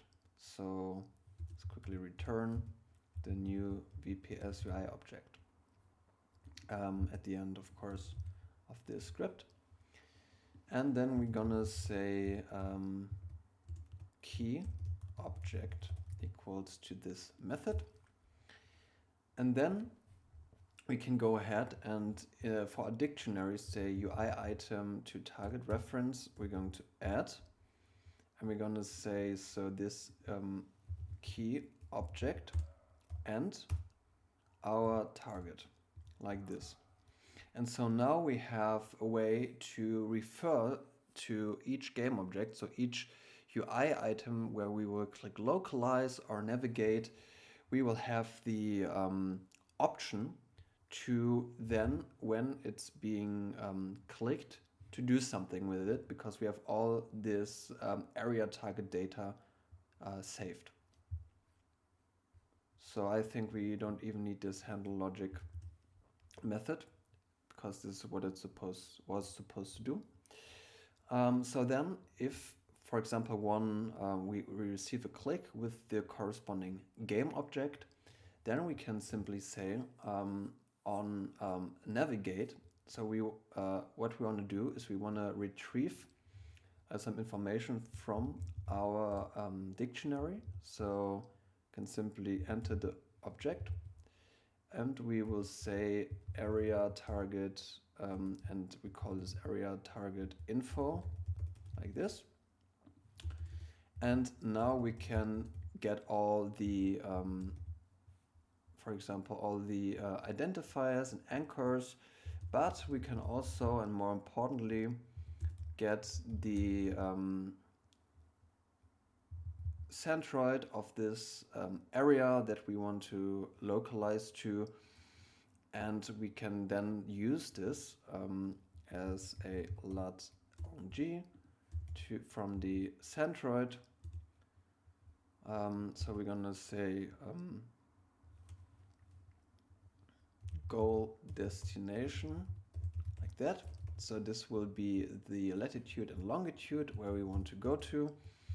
Okay, so to get the coordinates from our original query, we are going to need some information from our coverage request. So for that, we will need to open our get coverage items script. And let's also here, let's quickly create a new variable and make it a latitude longitude, and call this current request chords. And then we want to create a getter and setter method for that. So current request chords, like this, and then get, and we want to return those, and set return those to the value. And so now we want to, when we send the query, we also, and I get the response, we also want to set the count request coordinates to the area target results dot, and then query location. So this should be the location where we originally were when clicking on the button. And so then we could also go ahead and simply invoke them with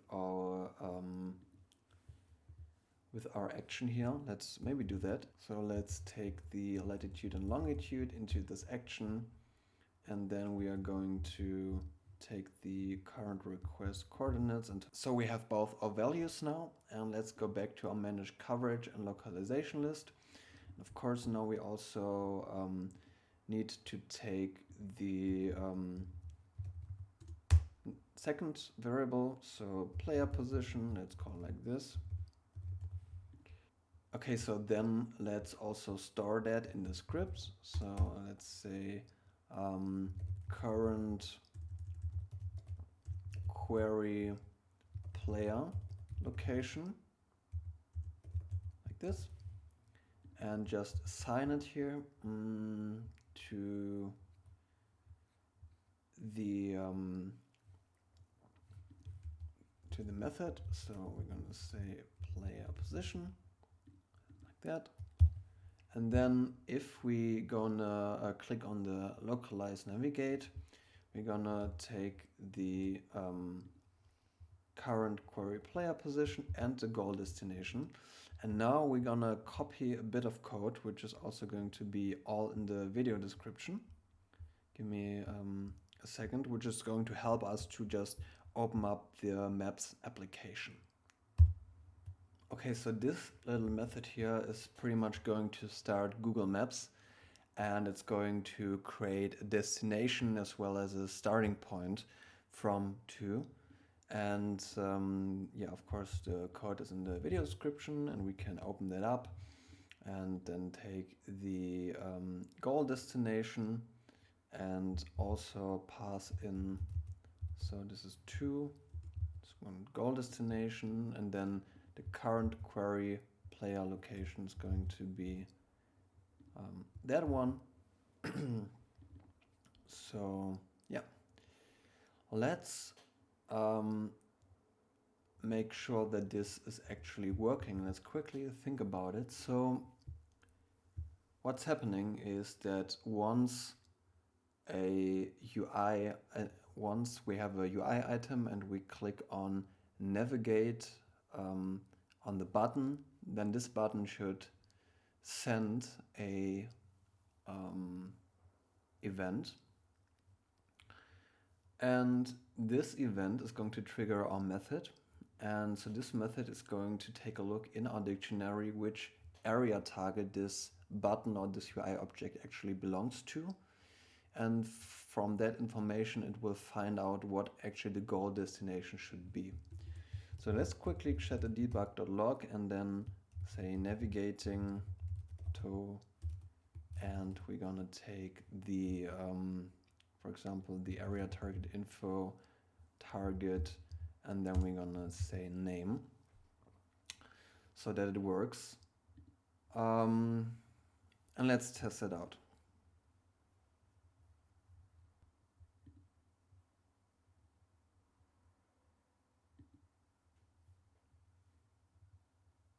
And so yeah, for me actually Google Maps just opened in a new window. Please find out if it also works for you. But as it shows my location, I will not show it in the video now, but it should also be working for you. Okay, so next up we need to make sure that we're gonna localize as well, so that if we are actually at a specific location, that we will be able to then start tracking it, and then we will load and be able to save our objects and place them down at a location. So this is also this also will be done in this second method here. So then of course what we will need to do is very similar to here. We are going to take again area target information based on whatever we clicked, and we are going to need a reference to our AR location manager. So let's create a reference to our AR location manager, and we're going to also assign that here in the start method. So AR location manager equals find object of type AR location manager, like this. And then we could go to our AR location manager and say something like start tracking. So next up we can create a new game object here, call this AR location object, like that.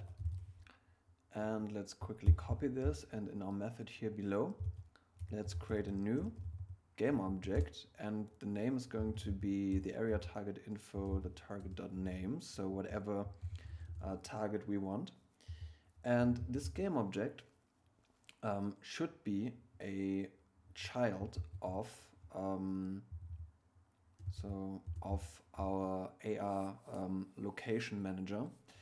So we're saying that the transform is dot parent is going to be our AR location manager dot transform, like this. And then we want to add our AR location component. So we're calling this location component holder, and then we say AR location object.add component AR location. So we're adding a new AR location and we are holding a reference to that in order to then change the payload. So let's create an AR persistent anchor payload. Call this location payload. Okay, so in this one we can retrieve from our area target info. So let's create a new AR persistent anchor payload. Let's take the area target info and it's going to take a string data. So it's a target defaults anchor. And it's basically using like kind of byte code to then figure out what kind of payload and what kind of ultimately VPS we are trying to localize. And then our location component holder dot payload is going to be the location payload. All right, so finally we want to go into our AR location manager and set AR locations. And we simply want to take the location component holder here. So we're going to set it to this location. And then, of course, we want to also be able to stop tracking. And for that, we are going to create a new bool and we say is tracking and it's going to be false in the beginning. But if we hit on tracking and start our method here, we want to set this one to true. And then if so if we're going to hit the button again, say so if we hit the button again and is tracking is if it's true, then instead of localizing, we want to stop localize. And all this does is then it will simply stop tracking. So for now, like this, stop that, because we can only, of course, track one position at once. Okay, so maybe we will then rather call our button in our VPS UI object. We're gonna call this toggle localize or something like that.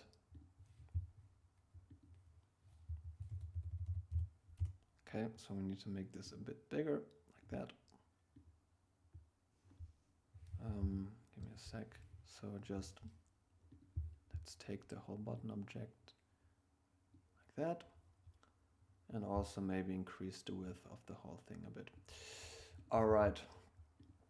So then all we need to do to test this is let's go to our XR origin and let's disable auto track. So what you need to know now is that, of course, we have this imported mesh here, and we can check whether, well, the kind of VPS location we want to go to is already in our scene, and we have imported it as a mesh, and I'm going to add this to the code. But for our testing purposes, we are going to do just normal localization. So this means that we will only localize, but we are not going to load any mesh. As I already told you, I'm not 100% sure if this is possible, so to download the full AR meshes on runtime. So now let's test out if this works.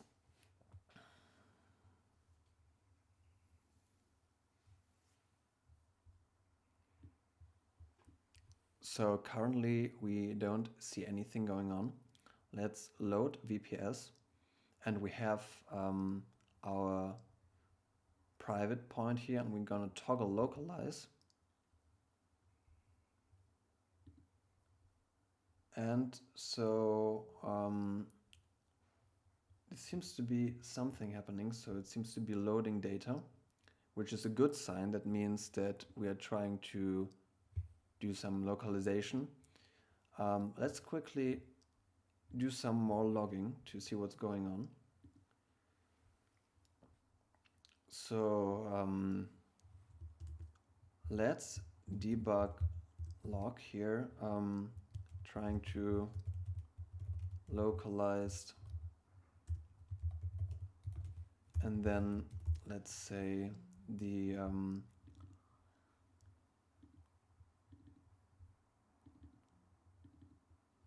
payload. Let's take the payload to base 64, so we could see that we are trying to localize this object.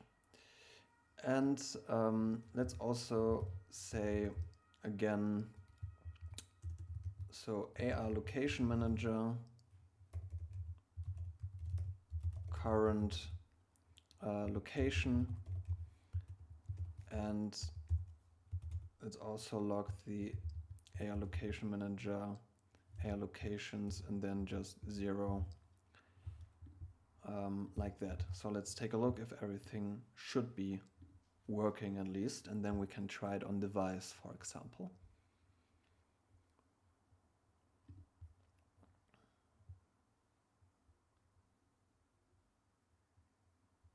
So like that, load the VPS. So we have our 3 VPS here. Let's toggle localize. Okay, and we're trying to localize, well, this object here, and the AR manager seems also to have some kind of locations. Let's again toggle localize, and then we are going to try to toggle localize the shining crucifix. And so there seems to be some kind of issue where we are already tracking one location and it's not possible to track the next location. So let's see what could cause the issue here. So, so we wanna maybe return here when we just stop localize, stop tracking, and we might want to set then is tracking, or yeah, like that, to false. Maybe this will solve the issue. And as you might have noticed, in this script we are only creating new objects with AR locations, but we don't destroy them afterwards. So let's create a bit more code where we will destroy the object with little delay so we don't get a null reference exception. Alright, so let's test it out again. Load VPS. Maybe just quickly test it again by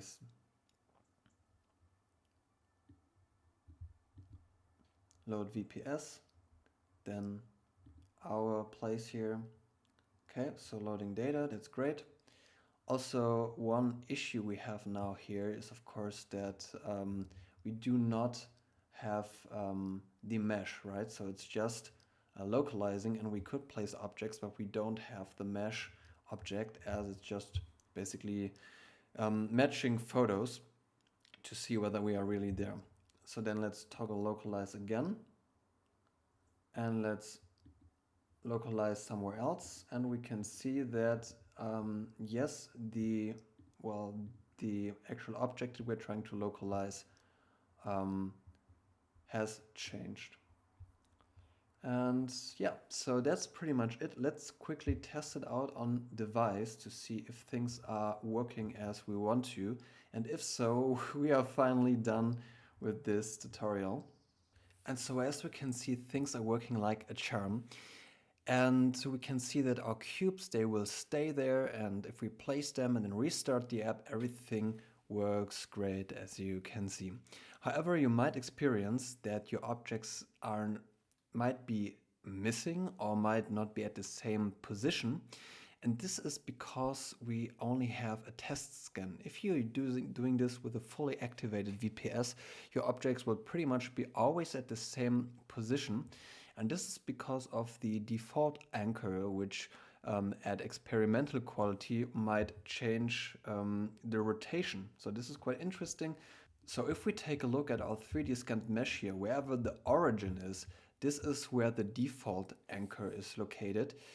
And based on that, the objects will be saved as well as loaded, right? So it might be 3 units away from the default anchor and then 2 units up.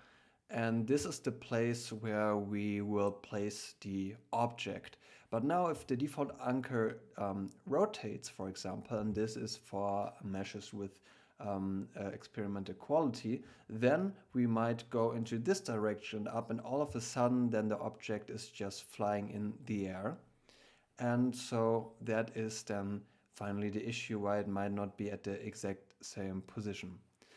Alright, so this was a super long tutorial, and I hope some of you guys managed to watch it all the way through. I hope it was helpful, and sorry for the hiccups in the middle. And then thanks a lot for watching, and see you next time.